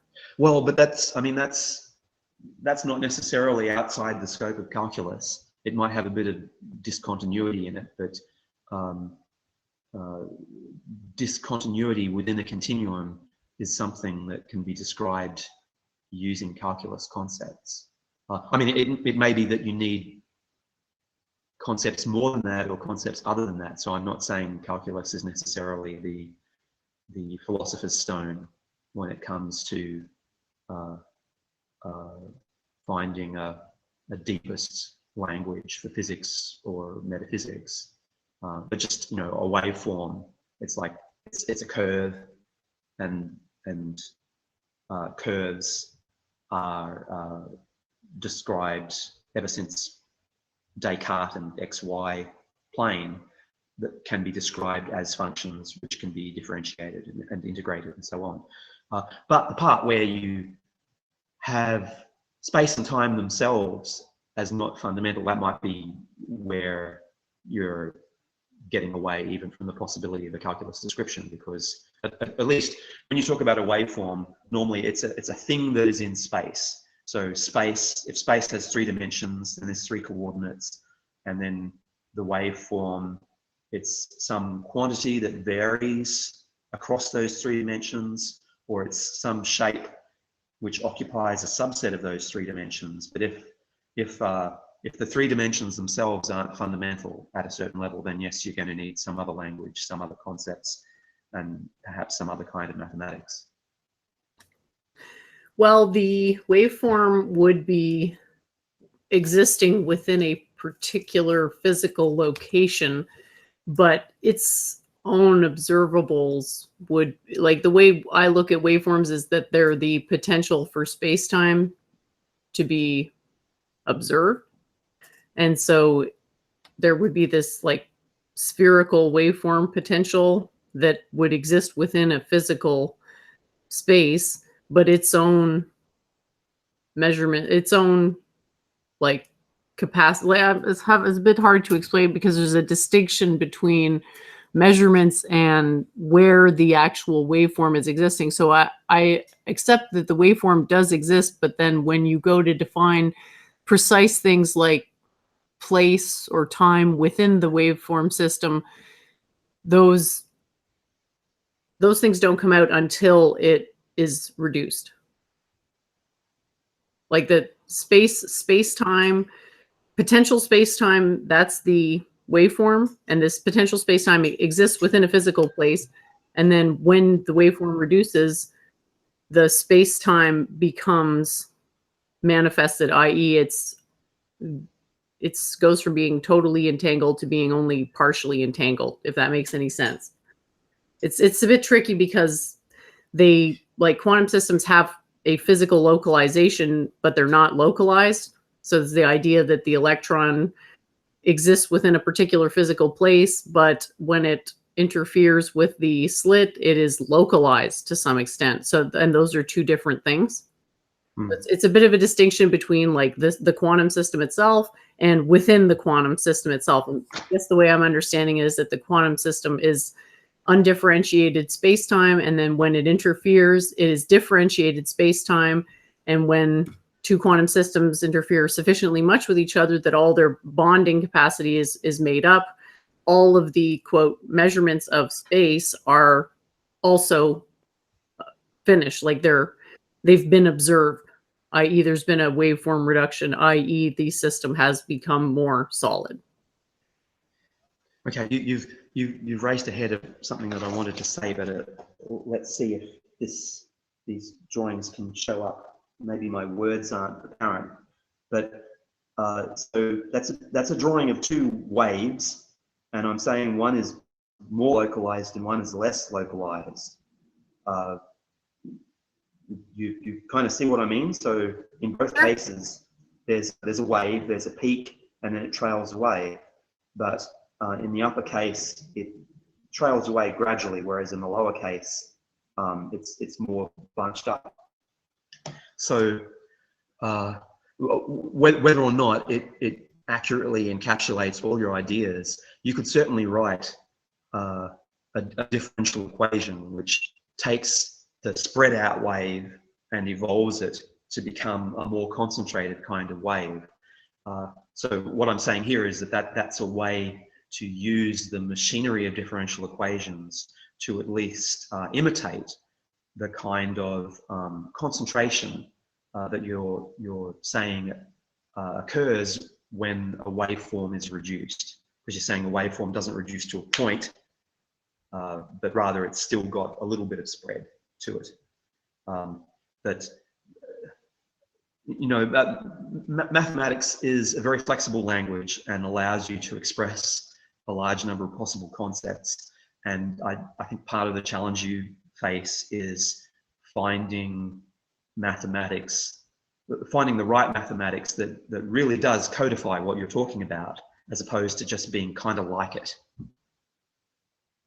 Yeah, I totally understand. I'm not much for mathematical formalism. I'm more about the concepts and getting the ideas across. So I definitely have failed to come up with an actual mathematical treatment of it. What I've done is use the philosophy to improve things like how we understand why chemical bonds happen the way that they do. And by understanding that there's a wave-like representation of the periodic table. Like, I'll give you an example of one of the applications and why I've been focusing more on the applications than the actual mathematical formalism. Like this idea that the noble gases are maximum entropy states within the periodic table. And so one of the predictions of this waveform representation is that there is some type of basically wave-like behavior within the elements themselves. And so the element that is equidistant between two noble gases is sort of a quasi-noble gas itself, i.e. it should be more stable. And that's what we observe with carbon. Because it's equidistant between two maximum entropy states, it is what you call like a pseudo maximum entropy state. And that helps you formalize chemistry in such a way that the different bond structures that precipitate from particular chemical reactions will manifest. It actually gives you a probabilistic way of saying, well, this will be the one that is produced in the highest amounts because it is the maximum entropy state amongst all the different possible states that could occur. So I've been focusing more on applications, and the mathematics does have to come at some point. I don't know enough to actually put it into mathematical form because I'm just working strictly based off of a sort of ideal forms. Like everything for me is built up using spheres, and these spheres come into proximity with each other, observe each other, and manifest this measurement limit, i.e. they can only interfere with each other in 3+1 independent ways. And once they've done that, there's basically no more potential to pervade or permeate, or however you want to word it. So I do take your criticism on board. I think I need someone else to kind of help me with mathematical formalism, actually go through the applications of the theory before a mathematical formalism becomes more self-evident. And I agree I'm a bit negligent not to have done that. I just thought that these Well, other you're doing rather a lot all at the same time, so I think possibly you can be forgiven. But so can I make some more comments based on? Sure. I'm having a great time. This is really great for me. Like I'm so grateful that you're here because you actually have a background in this stuff, so you can really push back on the weaknesses in the theory in a way that most people can't. So yeah, thank you so much, and please go ahead. Right. So in this theoretical account of chemistry that you're developing intuitively in terms of the energetic spheres interacting and so on. Here you are becoming very heterodox. You're probably aware of this because you know there's already a theoretical framework and an explanation for almost every aspect of chemistry, and it definitely works differently to what you're proposing, and it's also based on a theory of subatomic particles, which I think you disagree with. I listened to a few minutes of the preparation stream from 1 or 2 days ago, and at one point you were looking at all these short-lived alleged particles that have been found in particle colliders, and you were saying, oh well, I think this probably isn't what they think it is, and you expressed skepticism about the existence of or the necessity for a strong nuclear force or a weak nuclear force. So you know that's a huge apparatus of theory that you're proposing to dispense with. The work of thousands of people, millions of observations, and so on. But even if we just come back to chemistry, so you've developed the three-dimensional periodic table, which is based in terms of your kind of maximum entropy quantum spheres interacting on different scales. You know, it's like I don't know the full picture, but I've picked up some of the language.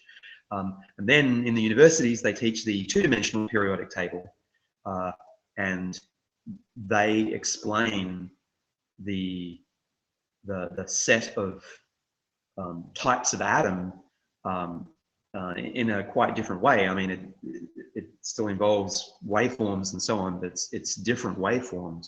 So the orthodox picture of the atom, you have possible nuclei, have protons and neutrons in them. What makes one nucleus different from another is the number of protons. So that each proton has an electric charge. The number of protons means the nucleus has that amount of electric charge and can attract the corresponding number of electrons. You probably agree with all of that up to a point. But the specifics of the orthodox explanation of the periodic table have to do with the allowed waveforms of the electrons as they are bound to the nucleus. So if you look in Wikipedia for, I don't know, I'm not sure what term, but they'll talk about the quantum numbers of the electrons in an atom. So there's three main numbers. It's called the principal quantum number, the I think the azimuthal quantum number, and the magnetic quantum number. The principal quantum number more or less counts it kind of quantifies the radius of the electron wave function. So there's a number of steps away from the nucleus. That's the principal number. And since it's a sphere, there can be peaks and troughs in the waveform, which you can think of a bit like latitude and longitude on the Earth. So the surface of the Earth, you have sort of horizontal and vertical variation. And if you think then of peaks and troughs in a wave, and then you can count the number of, if you had a wave that was spherical, which was the surface of the sphere, you could count the number of troughs from pole down to equator and then down to pole, and you could count the number of peaks around the equator. And that's not exactly how the quantum numbers in electronic wave functions work, but it's kind of like that. That the three characterizing quantum numbers are counting something like allowed layers, and then possible microstates within a given layer. I mean, clearly I'm kind of skipping over the details, but the point is there's a particular machinery of explanation based on spherical harmonics. In a Fourier analysis, you can take an arbitrary waveform and express it as a sum of strictly periodic waveforms in different proportions. And the orthodox understanding of electronic wave functions is kind of similar, except that instead of sine waves and cosine waves, it's these spherically periodic waveforms, which are the energy eigenstates, which can be added together to give an arbitrary electron waveform. So again, I'm kind of skating over a vast body of theory, but my point is that the structure of the periodic table is explained in terms of allowed spherical harmonics. That's where the number of classes of element comes from, and how it gets that kind of pyramidal structure is because at each layer there's a little more variety possible. Now, in your scheme, I've seen enough of it to appreciate that you have something similar happening. You have a kind of triangles with more and more layers, and the number of points in the triangle is the number of available atomic states. So your scheme also produces the right number of chemical elements, but clearly the detailed machinery of it is different somehow. I think this is a discussion we probably couldn't really have impromptu in a video. We might have to send some emails back and forth where we could try and compare the spherical harmonics of orthodox atomic physics to the waveforms and the compounded waveforms that you talk about in your scheme. I mean, I'd be up to have that discussion, but I don't know if we would be able to have it live here and now, because we'd each have to get a lot of details and bring them together. Well, I'm really glad you brought this up, because Mitchell is right here. There already exists a formalism with which to do what they call organic chemistry and just generalized chemistry. And so my issue with this current model is that I'm sure you're familiar with the valence shell electron pair repulsion idea. Well, valence shells and electron repulsion, sure, yes. Okay. So for those of you that don't know, this is basically saying that for the valence shell, which is the outermost electron shell, the electrons are going to spread out in such a way as to maximally repel each other because they have the same charge, and therefore they should be maximally distant to each other. And this appears to be contradicted by the shape of the water molecule, because the hydrogen atoms both have a partial positive charge, yet it's not a linear molecule. And so I see that theoretical weakness as something that is really an issue. And my theory can predict this bent water molecule. So I'll show you how. So what's happening philosophically, when any atom or system of atoms undergoes a chemical reaction, is that it is existing somewhere in space, it's spreading out, and when it reaches the waveform of another atom, those two become, to some extent, able to share information between them. So they're able to say, maybe there's some even higher entropy state that we can go to together. So this is you can give an example like how are water molecules formed. You start with hydrogen and oxygen gas, and those are very high energy. systems, and then they become a lower energy precipitate in this water. And we have to ask ourselves, why is water bent? Because it appears to violate this idea that there should be a maximum repulsion between like charges, which we don't observe. But my model predicts that it should be bent because what's happening is when these chemical reactions happen is that the atoms are seeking to mimic a maximum entropy state. And the maximum entropy state that the water molecule is attempting to mimic is the neon gas configuration, which is spherical. And so in order to fit into a sphere, what would be a linear molecule has to become bent to fit into a more spherical shape. And so I think that sort of fixes the problem that this VSEPR model doesn't really predict.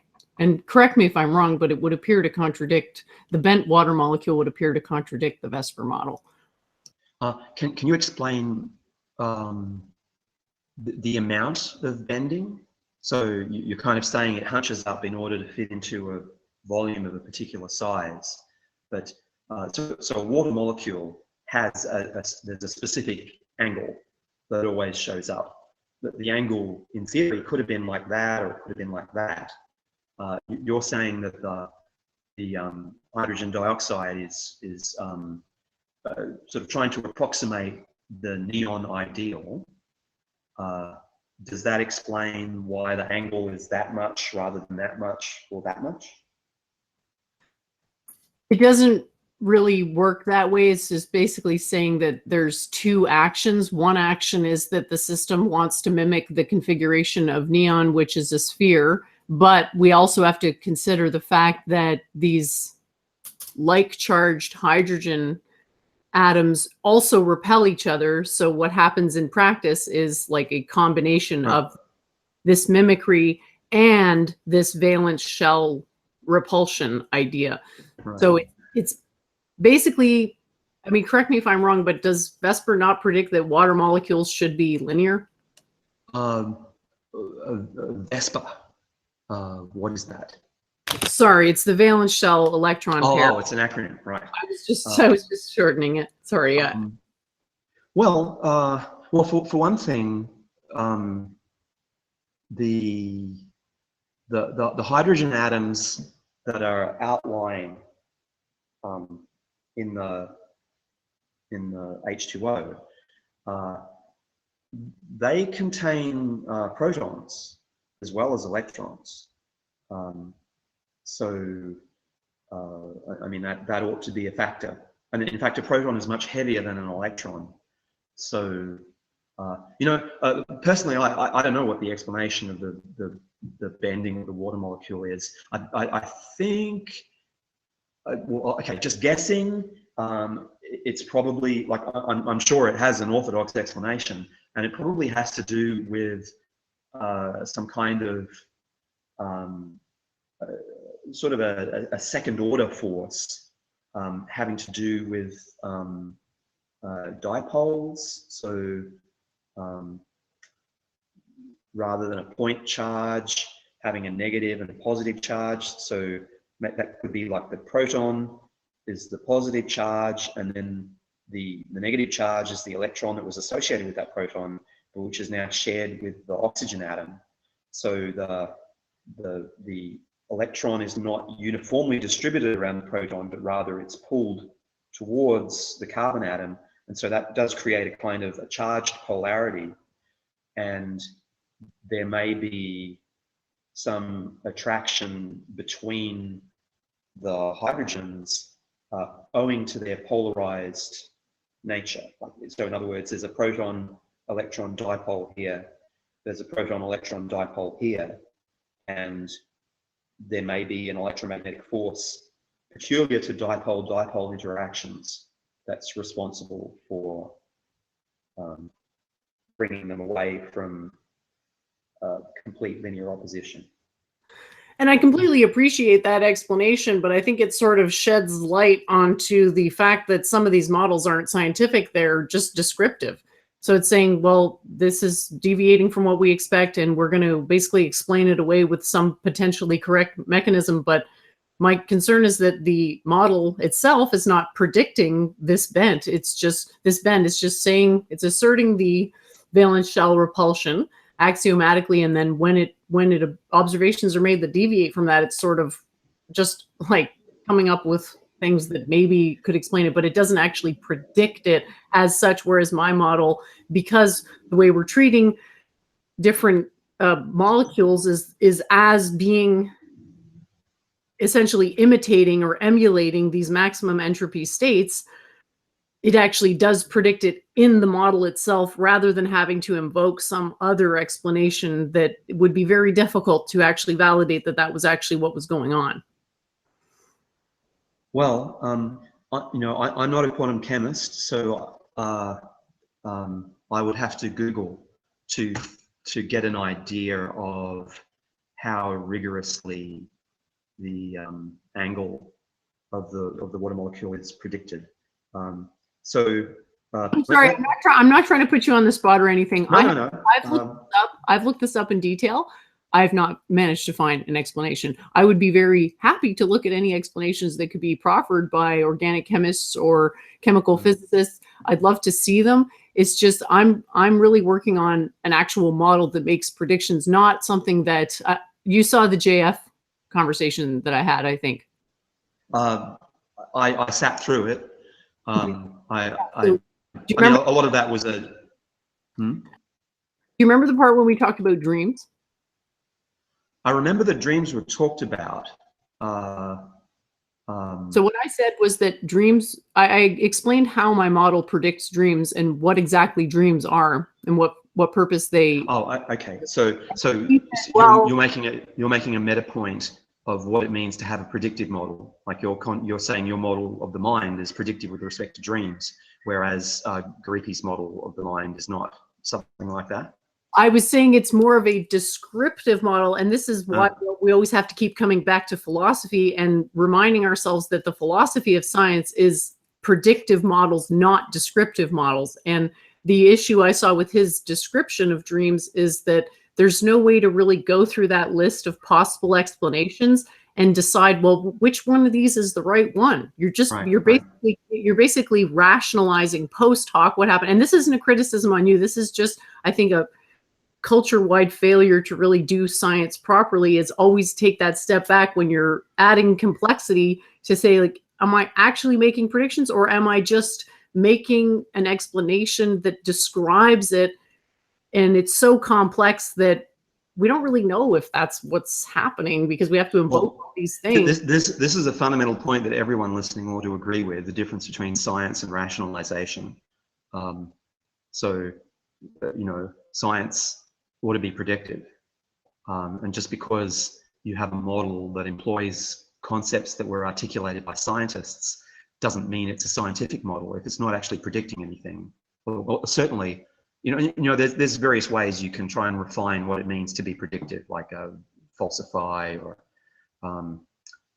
falsification is a pretty stringent criterion. But one way or another, you would prefer something that you're going to call scientific to be testable, as opposed to just being a statement of one more possibility. Yeah, it's not clear to me how, like, let's say I get on board with JF's explanation. I say, okay, cool, I was wrong. There's no quantum mind. It's just a physical mind. Now I want to go and study physical mind. Well, how the heck am I going to find the mechanism for dreaming? It's delocalized. There's not like a dream compartment in your brain, right? This is not what we observe when we make measurements of people's brain waves when they're sleeping. There are qualities to the waves that the mind generates, which are one way when you're awake, and then they're different when you're asleep. It's not like we can say, okay, well, this is the part of the brain responsible for dreaming, which would appear to be what you would need for the physical model to work. Now, I could be wrong, and maybe there is some way to actually test it and go through, because to me, I'm not really satisfied until you're giving me all the possible answers with weighted probabilities, i.e. the dream is happening for reason X% of the time, and reason Y, Z% of the time, and so on and so forth. And within the physical mind model, because there's no distinction between mind and body, to me, it appears impossible. However, I could be wrong, but it just, without this quantum system to collimate and to make sense of all the information that it's receiving, how are we ever going to be able to understand what's going on? Because it's very clear that when we're conscious, we're experiencing some type of unified field. Or something unified anyway. Something unified. Yeah, you don't even have to call it a field. I agree. Like I don't, my philosophy is to make it as uncomplicated as possible. We can just say it's unified. My personality is well, no, I'm with you on that one. But I think you brought up another very general issue of scientific methodology, which is that our received notions of scientific method they have something to say about how you test a hypothesis, but they don't have anything to say about how you come up with a hypothesis. And that's kind of what you're talking about here, where you say, well, okay, suppose I jump the quantum mind hypothesis and embrace the physical mind hypothesis. Where do I go from there? If I want to understand dreams, how does the physical mind hypothesis give me any leverage? And you were saying that the quantum perspective gives you an overview, which then motivates an approach to endless little details. And that's something that you see in the practice of science in the form of paradigms. There'll be some kind of big concept, and then that big concept plays out in the form of a large number of subsidiary micro-hypotheses, which try to interpret all the little phenomena. So in the case of the mind, you have you have some form of big quantum mind hypothesis, and then you say, okay, now let's talk about dreams, let's talk about psychosis, let's talk about memory, and you can try to interpret each one of those in terms of the quantum paradigm. And similarly with the molecules, so you've got your alternative chemistry of sort of spheres interacting and negotiating, and then you can say, okay, let's apply that to the water molecule, to the periodic table, to and a zillion other chemical phenomena. Yeah, I think I agree with your methodological observations, and I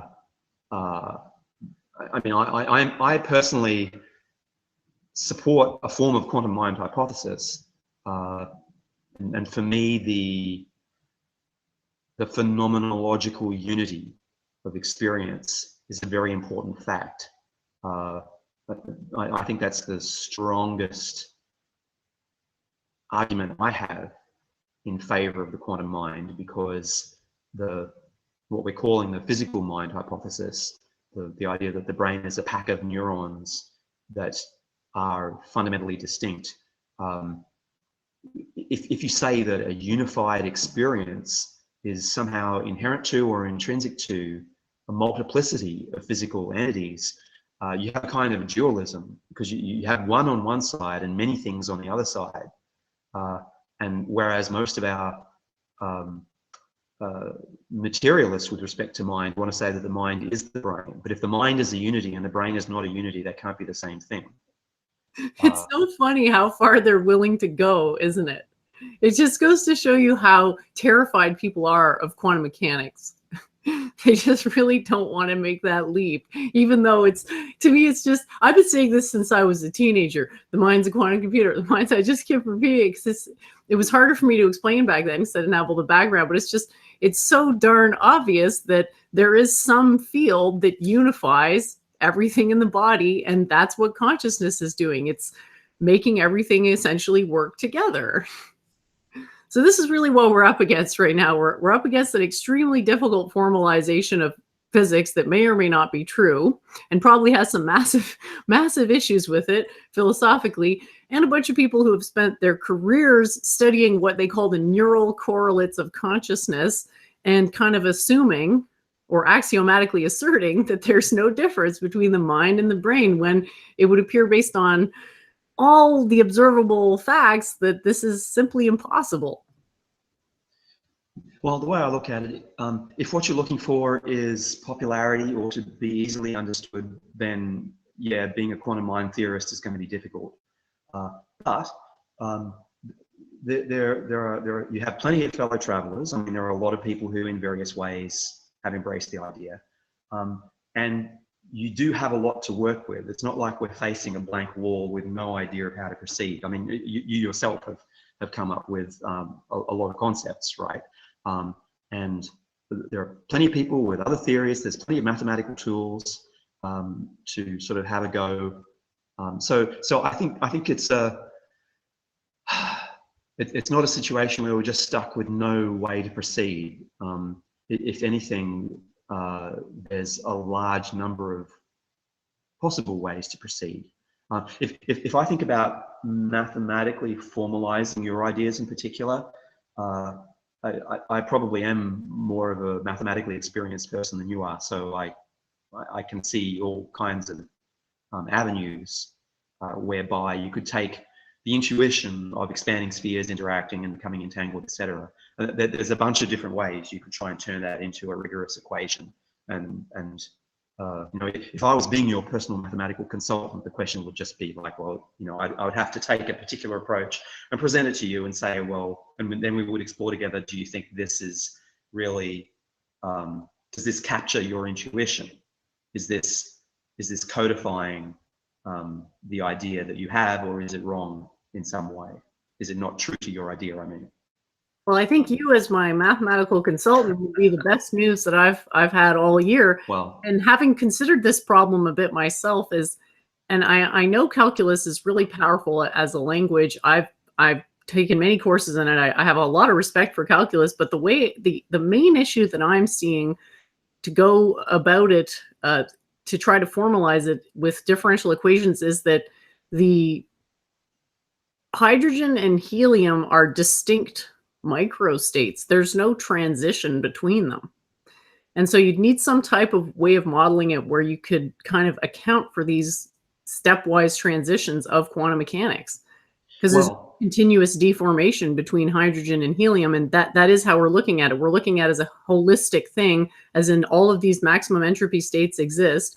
Chemical bonds are predicted by the desire for these systems through entropy to emulate these maximum entropy states. And that's where I kind of hit a brick wall, because I was like, I can't see how calculus is going to explain this, because calculus only works on continuous systems.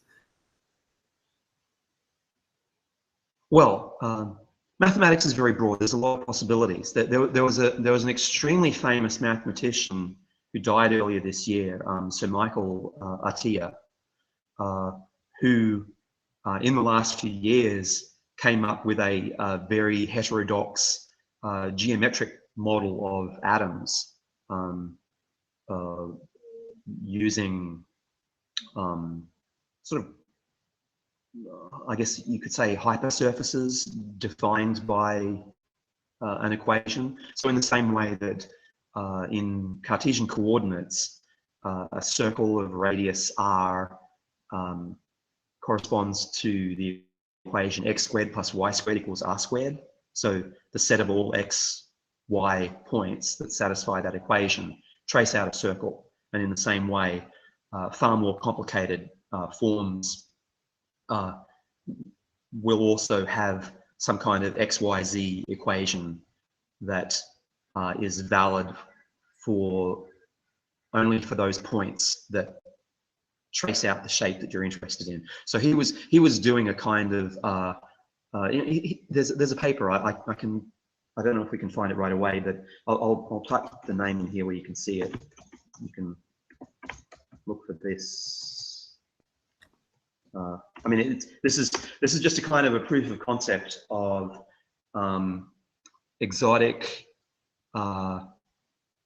continuum-based models of atomic systems, even though the hydrogen and helium are different things. It's like the difference between a sphere and a donut.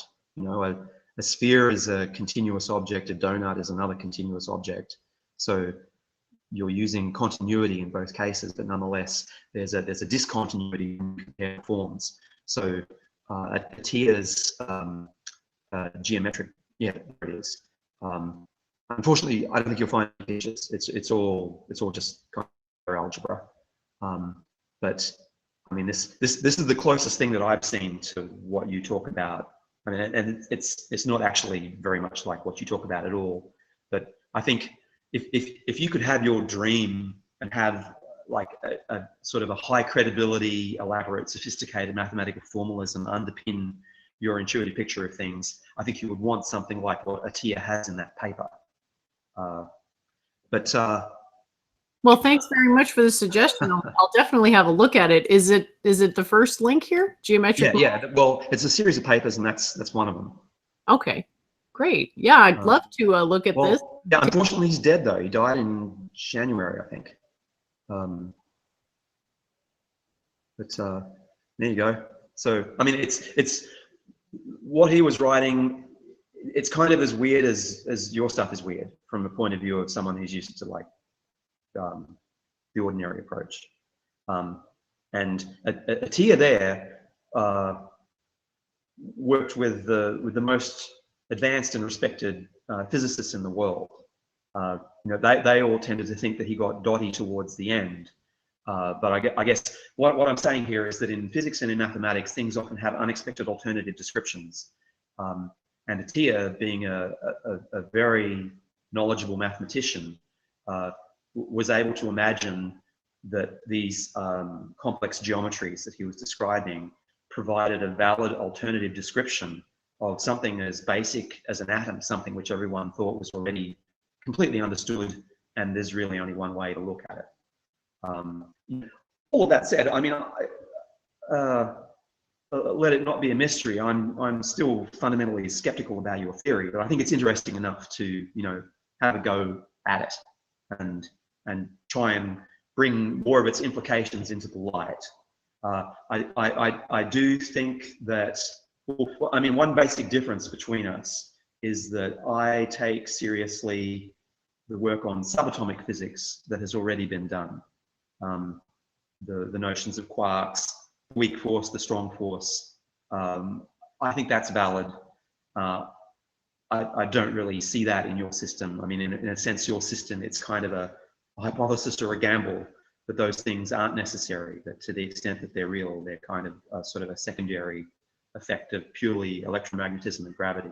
And incidentally, if you dig around on that VIXRA website or just in the literature of alternative physical theories, it's actually very, very popular to say that only electromagnetism and gravity, those are the only real forces. That, you know, all this stuff that particle physicists have explained in terms of gluons and electroweak bosons, you know, that's some kind of like a blind alley, or it's like epicycles that aren't actually true to reality. You know, and I disagree with that. I believe in the quark model. I believe in the existence of the strong and weak forces. But I think there's enough substance to what you're doing for it to be interesting to try and to at least try and bring it closer to the point where it's mathematically functioning theory, or at least to explore what that could entail. Why don't I talk you through how my model predicts nuclear reactivity, and you can tell me what. Sure. Why not? We've already got water molecules, so let's proceed into the nucleus. So I know it's probably pretty uncomfortable to want to throw away both. Well, it's not uncomfortable for me because I'm not the one who's throwing it away. You know, I'm kind of along with the ride. But anyway, speak your mind, speak your piece.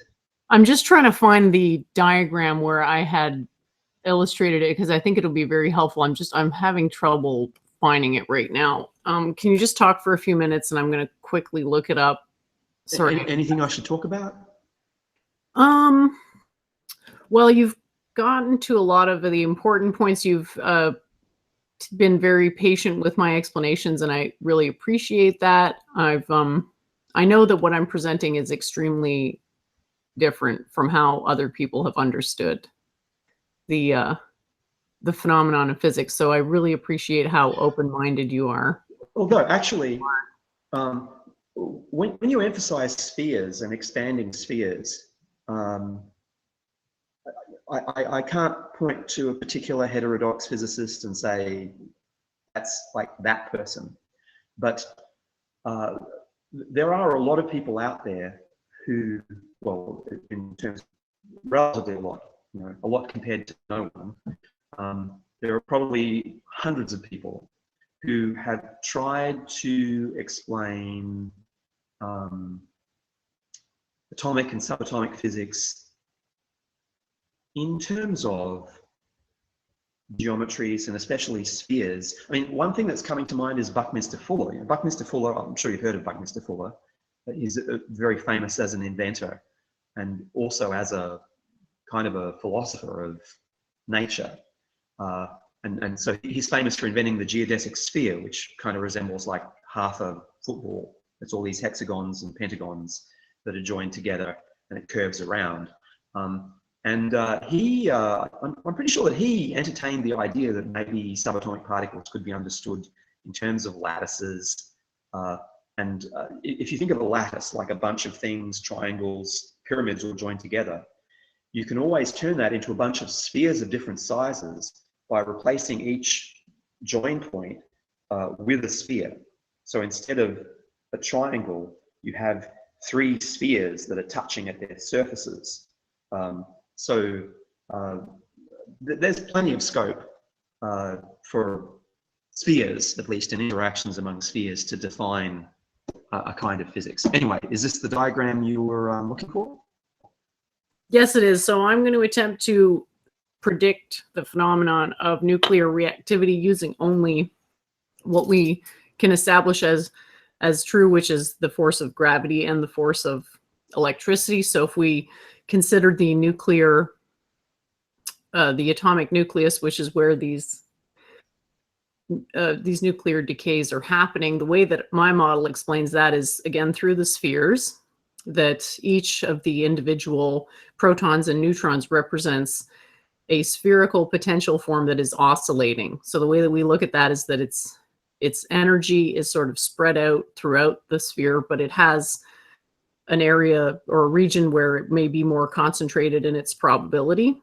So these are oscillating, and you can imagine 2 neutrons getting sufficiently close to each other that they interact with each other. And the way that we understand that in the model is that the amount of time that passes between them being in the same quantum state, and that's to say that their energetic profile lines up 100%, they're oscillating through all these different types, right? It's not staying in one state, it's oscillating.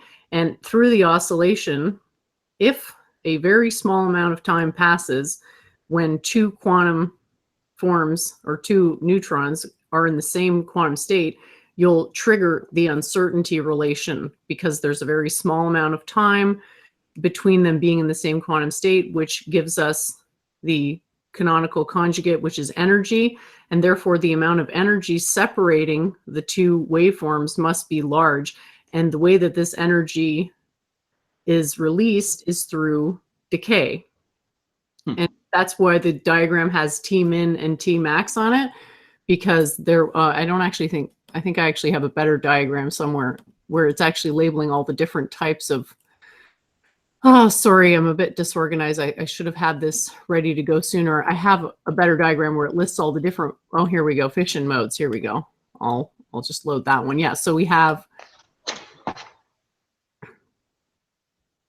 can have gamma rays released, but if we want to get actual massive decay, we have to have a very short amount of time when they're in the same quantum state. So this is basically the region where the uncertainty principle gets triggered. So when there's a larger amount of time, when they're separating them hypothetically being in the same quantum state, the energy released would be in the form of gamma rays. And then it would, if statistically, eventually an amount of time was short enough that the energy corresponding to that through uncertainty was large enough that it would precipitate what you call beta decay, alpha decay, and all the way up to fission, which kind of represents increasingly larger amounts of energy being released.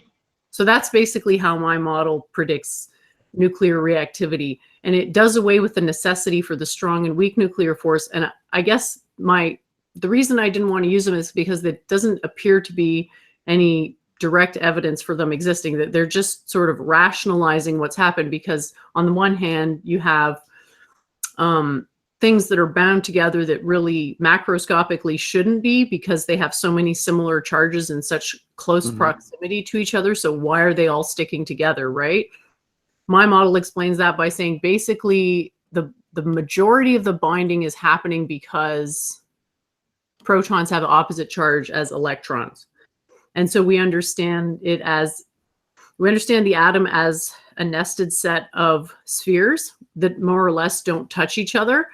And the reason for that is that within the nucleus, we know that there are neutrons and protons, but we don't know a heck of a lot about their array. So we infer the array by saying the proton, being oppositely charged to the electron, must be maximally close to the electron because opposites attract. And so we have the neutrons on the very inside in a sphere. Then we have the protons in a bigger sphere around them, because the protons are more attracted to the electrons than the neutrons are, which are neutral. And then we have this large diffuse electron, and that electrical stasis is what binds it together, essentially. Okay, so you've just stated a theory of the structure of the atom and the structure of the nucleus. Okay, and you're also trying to account for how the protons remain next to each other rather than repelling each other. Okay. I'm just getting all the pieces together in my mind. So I guess the first problem that comes to mind is that the protons are almost 2,000 times the mass of an electron. So you know, you might be asking a lot. They have the same charge, and on that scale, from what we know about the electrical field versus the gravity field, is that the electrical field should dominate because it has a stronger force at close distances. So, but force equals mass times acceleration. So a force of the same magnitude acting on a lesser mass produces a greater acceleration. So the electrons should be more easily moved from where they are than the protons. Yeah, and the theory certainly predicts that as well. What I'm trying to explain is why we can have a binding force within one atom that doesn't necessitate invoking additional forces to kind of hold it together, because the strong and weak force, basically all they do is the strong nuclear force holds it together, and the weak nuclear force is what allows for nuclear reactivity to happen. It's something that allows for it to break apart, whereas it's normally held together. And what I'm saying is basically most of the time it's going to be held together. The only time it's not is when you're reaching the measurement limit, i.e. when you're getting up to these higher microstates, the region of the nucleus is so dense that the waveforms are much more likely to interfere with each other. And so that's, and you employed a form of the uncertainty principle, the energy time uncertainty relation, in your sort of account of the decay. It's like I can explain it in terms of the position momentum if the energy time is not clear enough. So basically, if two energetic maxima were sufficiently close, i.e. delta X was sufficiently small, delta P would be correspondingly getting larger, which would explain this breakdown from a momentum perspective. And this is not the first time a theory like this has been presented. I believe, what's the gentleman who is wheelchair bound? He had a theory like Stephen Hawking. I think it was Hawking who had a theory of basically predicting the loss of energy that black holes have. It is because of this uncertainty relation, because the individual waveforms within the black hole are so densely packed that they're triggering these uncertainty effects. There's there's something a bit like that. The field modes, like electromagnetic field modes, for example, on very short, very close to the event horizon of the black hole. I don't know. I'm a bit fuzzy on how it works myself. But well, the idea is basically what's a black hole? It's a super dense region that doesn't appear to have any electrical activity. So we conclude that it must be comprised of neutrons. Due to its high density, we conclude that these neutrons must be very close to each other, and therefore, because they're very close, you are going to get a delta X, which is going to be sufficiently small as to go into the Heisenberg, into the range of sizes that would trigger an observable manifestation of the Heisenberg position momentum uncertainty relation. I believe that is how they've worded it. It's definitely in there. Like the uncertainty principle is part of Hawking radiation. That's the. I mean, what you're saying about a black hole being made of neutrons, that's heterodox. Oh no! I thought that was normal. No, I mean, before you get to quantum theory, so you're just talking Einstein's theory of gravity. A black hole is just a point that has mass, and it can have charge as well, and it will also have angular momentum, so it will exert a gravitational force because it has mass. If it has charge, then it will exert an electromagnetic force as well, and it will also have a certain amount of spin. But that's a kind of a point object, classical model of a black hole. And then Hawking indeed applied the uncertainty principle to that and initiated a quantum mechanics of black holes. And that is where the uncertainty principle applies, in the sense that, so one of the phenomena of quantum theory is quantum tunneling, where you can have a fluctuation in energy on a short time scale. And that's one way to motivate Hawking radiation, is to say that, but I'm not happy with my own understanding of the mechanics of Hawking radiation, actually. But in any case, going back to black holes being made of neutrons, that's definitely not what people think. Because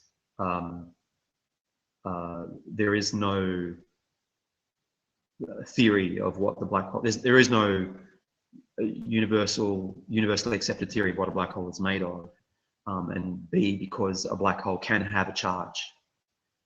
So at the very least, you should sort of modify your mental picture to think that there can be protons in there along with the neutrons.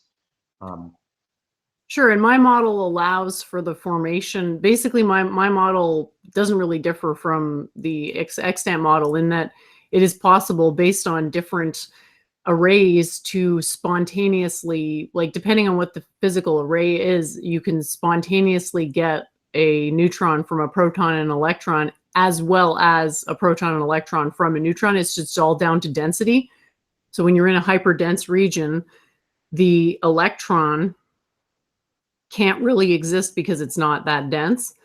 And by association, the proton can't exist either, because it would violate what they call charge neutrality, which is this idea that dq goes to 0, right? Well, actually, I mean, you can have a proton, but you can also have an antiproton. Is antimatter part of your philosophy? I accept the extant formalism on antimatter, but if such things did manifest, then that would still not break charge neutrality. Well, having a proton appear simultaneously with an antiproton is a way to maintain overall charge neutrality, because one's. But it doesn't explain why these black holes might have a charge. And I wasn't actually aware that black holes did manifest electric charges. I thought black holes were regions that only had gravity, not any other extent. No. If you look up the technical accounts of a black hole, the three properties that a black hole can have. So it must have mass. If there's no mass, then there's certainly no black hole. And then it can have charge and it can have angular momentum. So you can have a black hole that's not spinning and that has no charge, but you can also have a black hole that has charge and is spinning, or one but not the other. That's very important insight. I'll have to look into that and the evidence.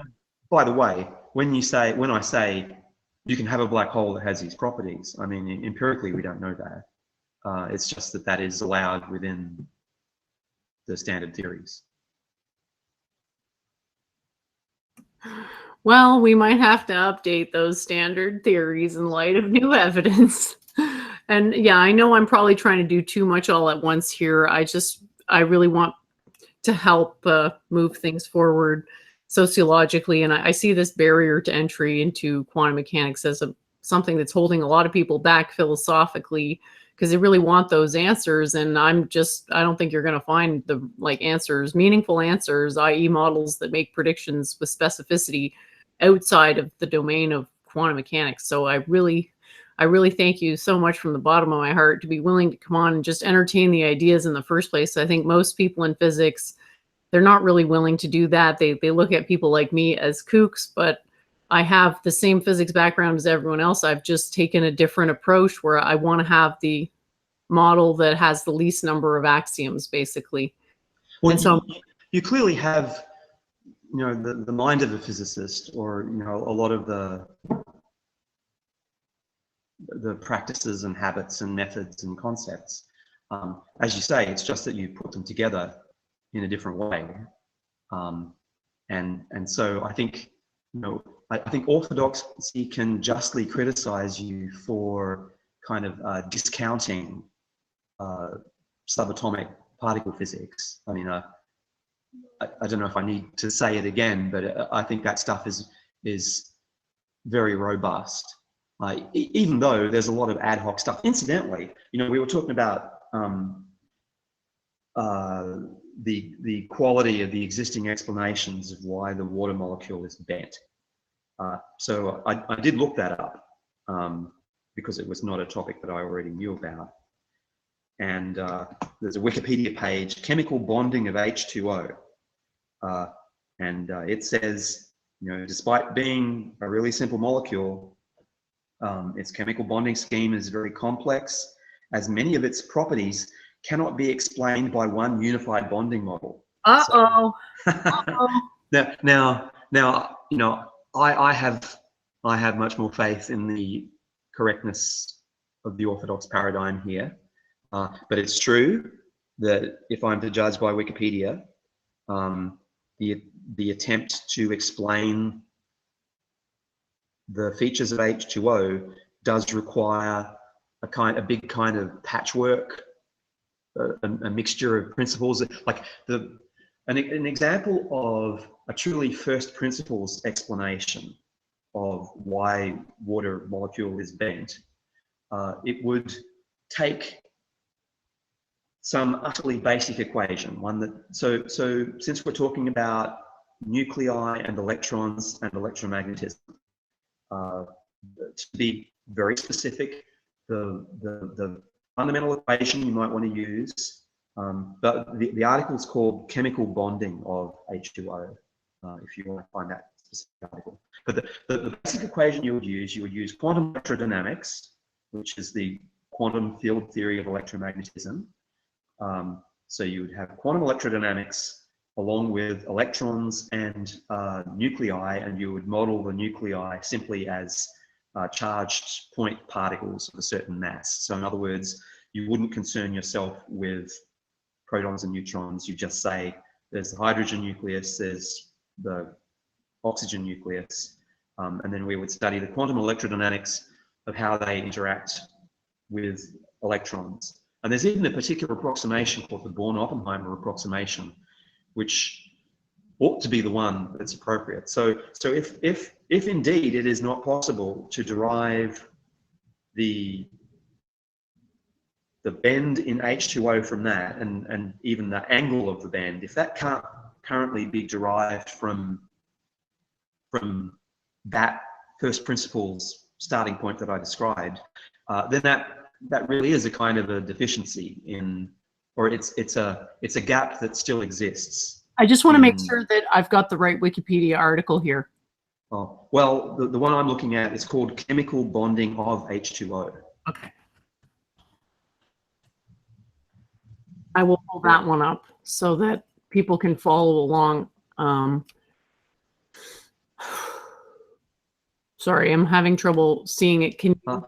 Yeah, no, type it in again, but don't hit enter because it came up. It was a, so yeah, so type into search box, chemical bonding of H. See, it's there. Yeah, so click on the blue, there it is, right, okay.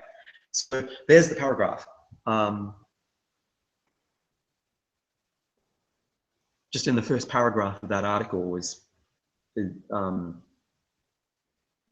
says there is no unified model of, well, there's no unified explanation. With a bit where it says cannot be explained by one unified bonding model on the 5th line. Instead, several traditional and advanced bonding models. And there's Vespa and there's a bunch of others. And so it's like, well, we can't explain it all at once from a simple starting point, but we can kind of motivate this and that aspect of its properties using a bunch of things which we think are consistent with the fundamental theory.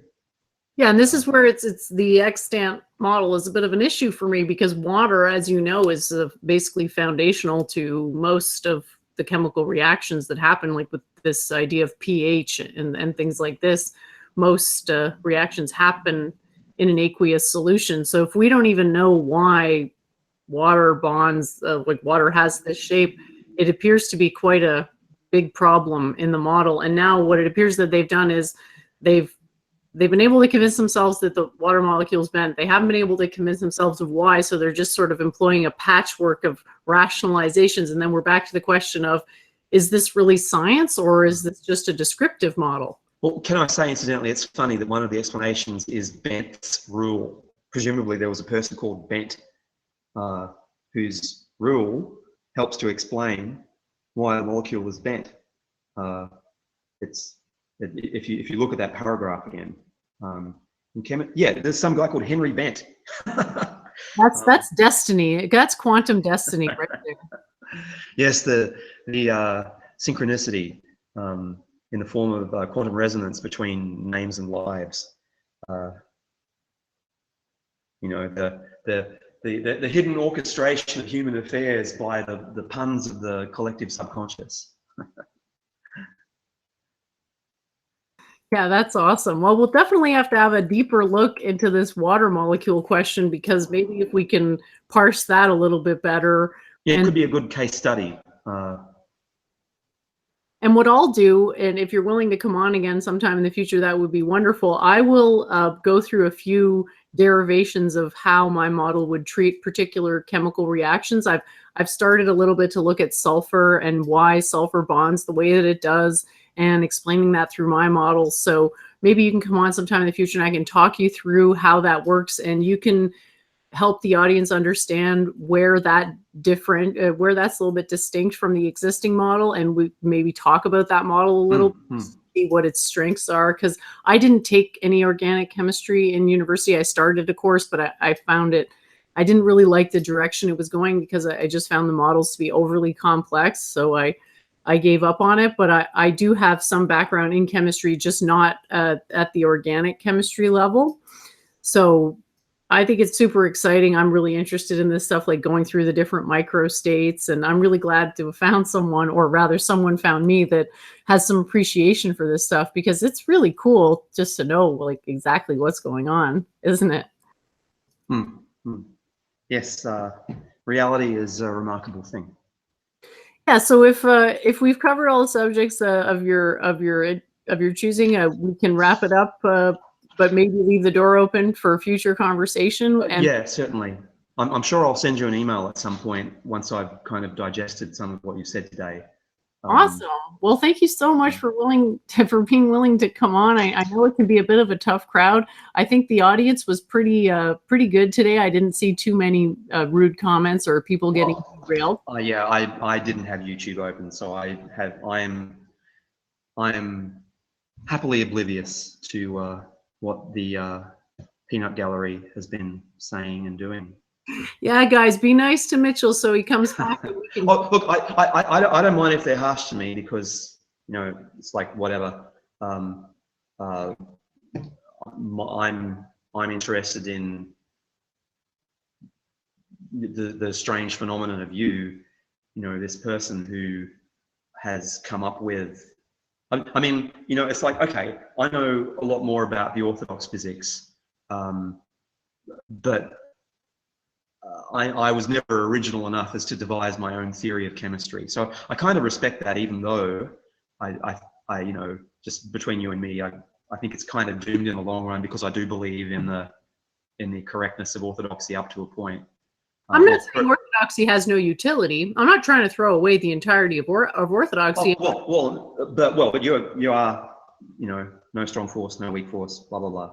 So, I mean, you have definitely alternative explanations for a significant number of things. So yes, you do agree with scientific consensus on things like there are electrons, there are protons, there is an electromagnetic force, but you disagree on a whole range of things which are, you know, taken for granted, and which are the foundation on which further studies are built by tens of thousands of working physicists. But, you know, that's okay. I'm willing to, you know, entertain the ideas and see where they lead, and especially whether they can be made more rigorous and more concrete, in a way that brings out more of their logical implications. Because again, discovering logical implications of a theory is an important part of being able to test it. So, you know, that many people have ideas of vague ideas of different kinds, and all I know is, well, maybe that is how it is, maybe it isn't. So it would be, I mean, it would be nice if out of our dialogue you were actually able to say, I think this was correct and I think this wasn't correct. You know, in other words, to refine your ideas. But anyway, this is not the last chapter. We shall resume this at some point. Well, that's wonderful. And yeah, you have definitely given me lots of things to think about. I really appreciate you pushing back wherever you felt it was necessary. And thank you so much again for coming on. Thanks a lot for the audience for showing up to watch. I hope you found it as enriching as I did. And we'll say goodbye for now and look forward to our next chat. Bye-bye, everyone. Bye-bye.